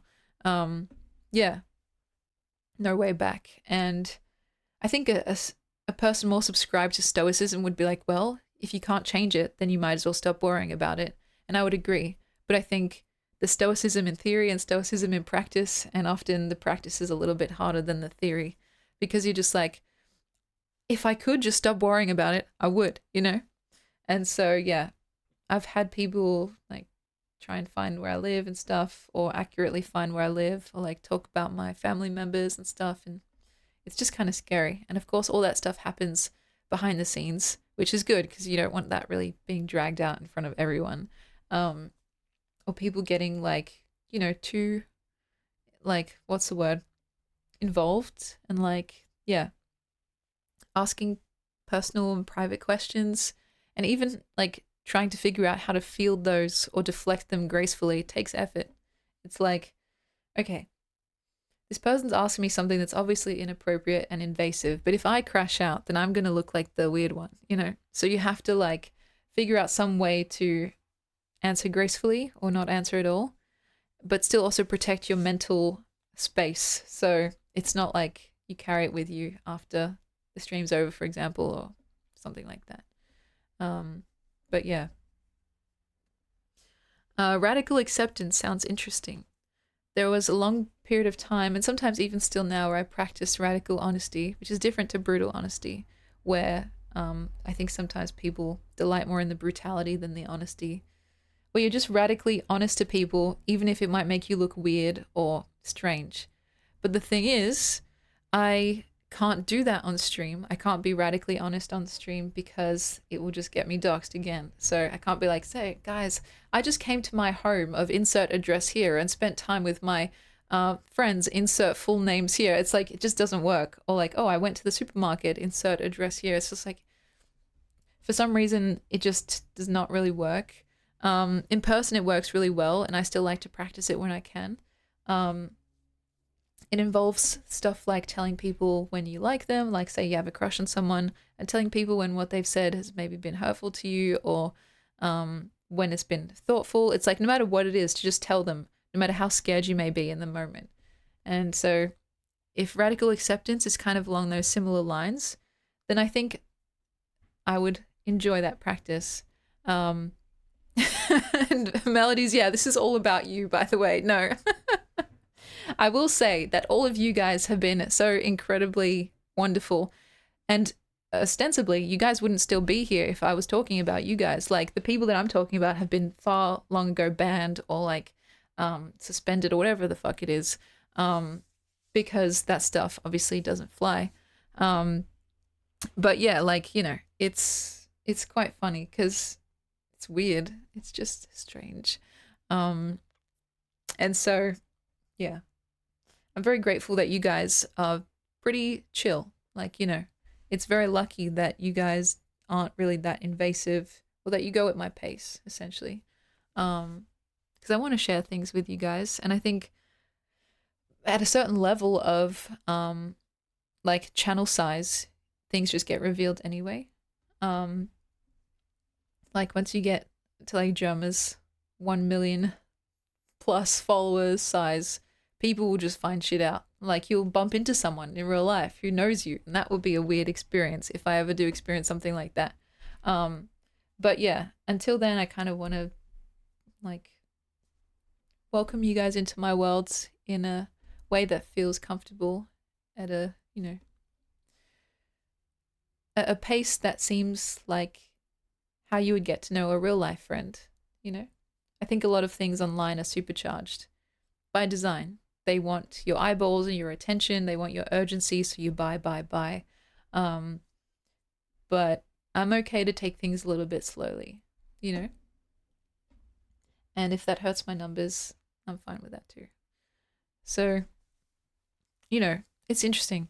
And I think I probably need to say all this to a therapist, but honestly, I don't know. I think like everything, it's just about the ebbs and flows of life. Sometimes you're in that, you know, everything is fantastic state, and other times you're just like, well, I'm just kind of surviving at this point. And so, to be honest, I don't know.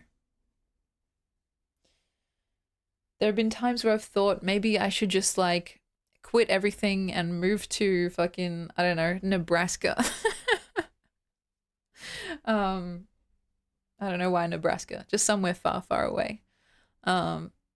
Quit streaming, quit writing, like leave everything and everyone behind. But of course, that's not a good idea. It's a like escapist fantasy where you're like freed of all your responsibilities and chores and the mundane everyday banalities of life. I don't think I would even enjoy it, leaving everything behind. But there's something about letting go that is compelling to me, you know?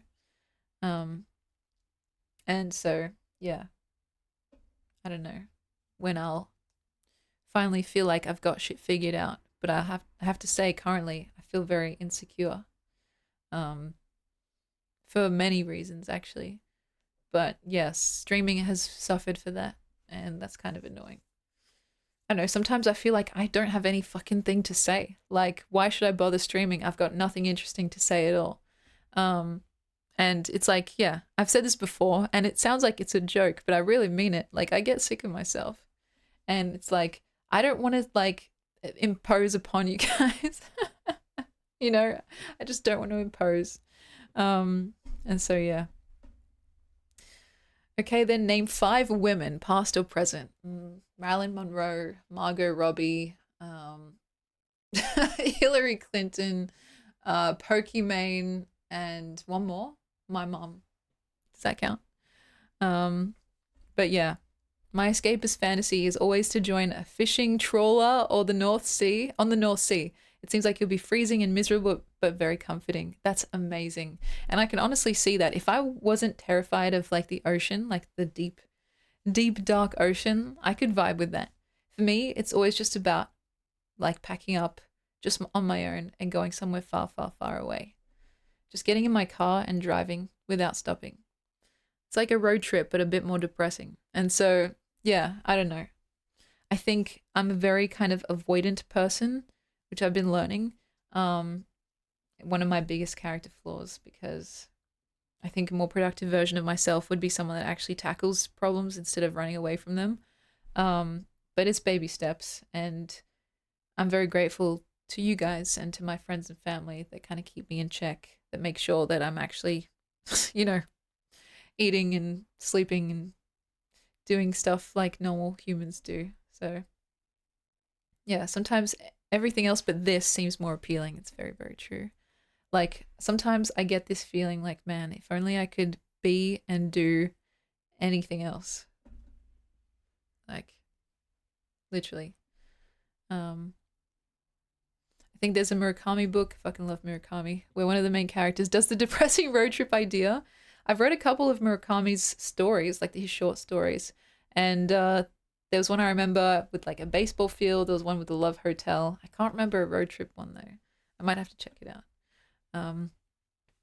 5 men, I guess that includes Murakami. Let's see, Bo Burnham, Vladimir Nabokov, Oscar Wilde, and Gemma. Is that 5? That's very funny. It's like literally the other day, this is so unrelated, but I asked my mum to name a woman and she couldn't. And so there's something about being put on the spot that can be really tricky for some people. Maybe that's where I get it from too.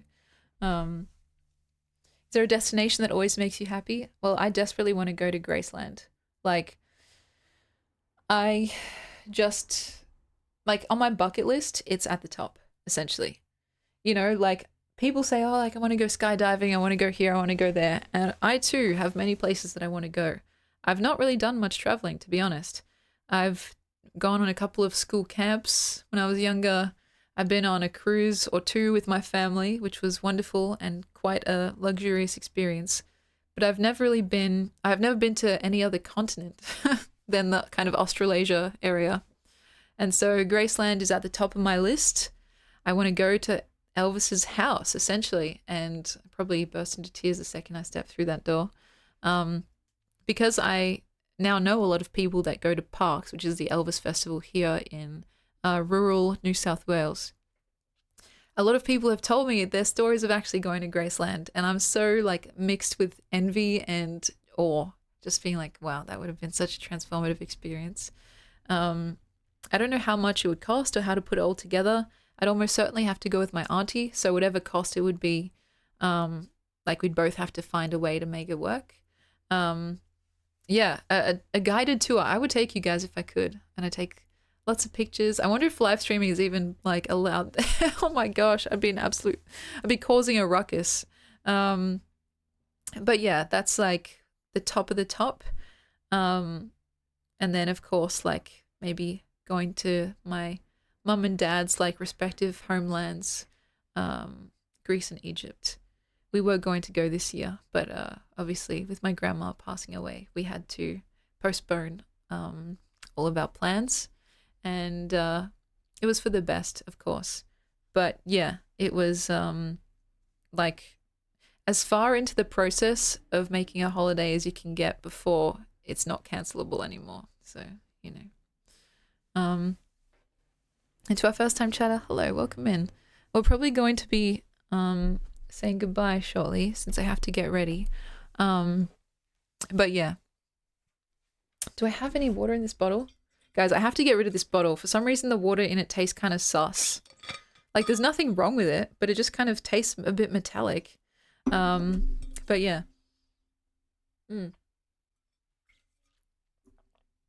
Thank you for the hydrate, I think. It's a rookie mistake for sure. I need to get a new bottle.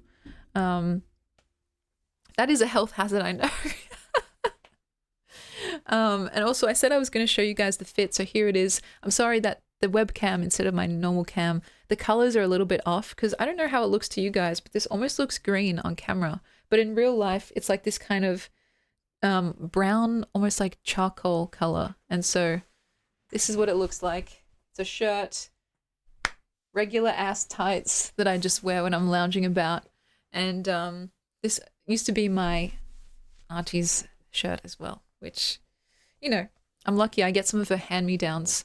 And my dad also said, kind of unrelatedly, that at a certain date in the near future, we're going to go to my grandma's, the one that passed away's house, to look through some of her belongings to see what I would like to take for my own self, which was a very nice thing for them to do.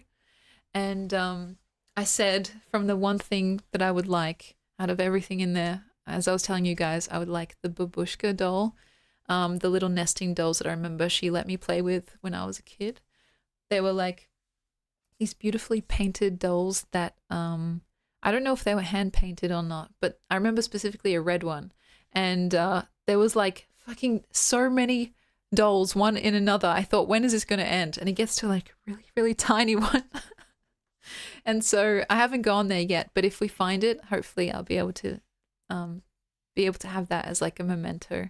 But my dad was like, man, you can take all the clothes because she had a lot of really nice clothes that she, you know, she didn't really wear that much. And so, especially towards the end, she was in a, like a full-time palliative care type thing. So we'll see. It'll be nice to have those things as reminders as well. But yeah, what can I say? It's tough sometimes, but you know, if I do get some of that stuff, I'll see if I can do a show and tell with you guys. But I think it'll be slow going. Oh. Sea Locket donated $100. Another day, another sleigh. Sea Locket, you didn't have to do that. Thank you very, very much. I don't know what to say except thank you kindly, and I'm gonna spend that on my auntie for her birthday today. Maybe I'll see if I can pay for dinner. It's probably gonna be a fucking 1K since the whole family's going, but I'll put my bid in at least. Thank you. And you know you don't have to do that, right? Like we're friends either way. I wouldn't want you guys to think that like some other streamers I just come back here when I need to pay my rent. That's not true. And so hopefully the many hours that we spent chatting together proves that that's not true. Thank you. That's very, very kind. And so, let's see. I know we're ending a little bit early today. I'm going to see who's live. And if all goes well, then I will try and stream the day after tomorrow. If not, you'll just see me when you see me, guys. So if you guys have any raid recs, let me know. Otherwise, we're doing our, you know, new streamer every raid thing. So, it could be a flop or it could be something cool. Let's see. Fleeksy looks interesting.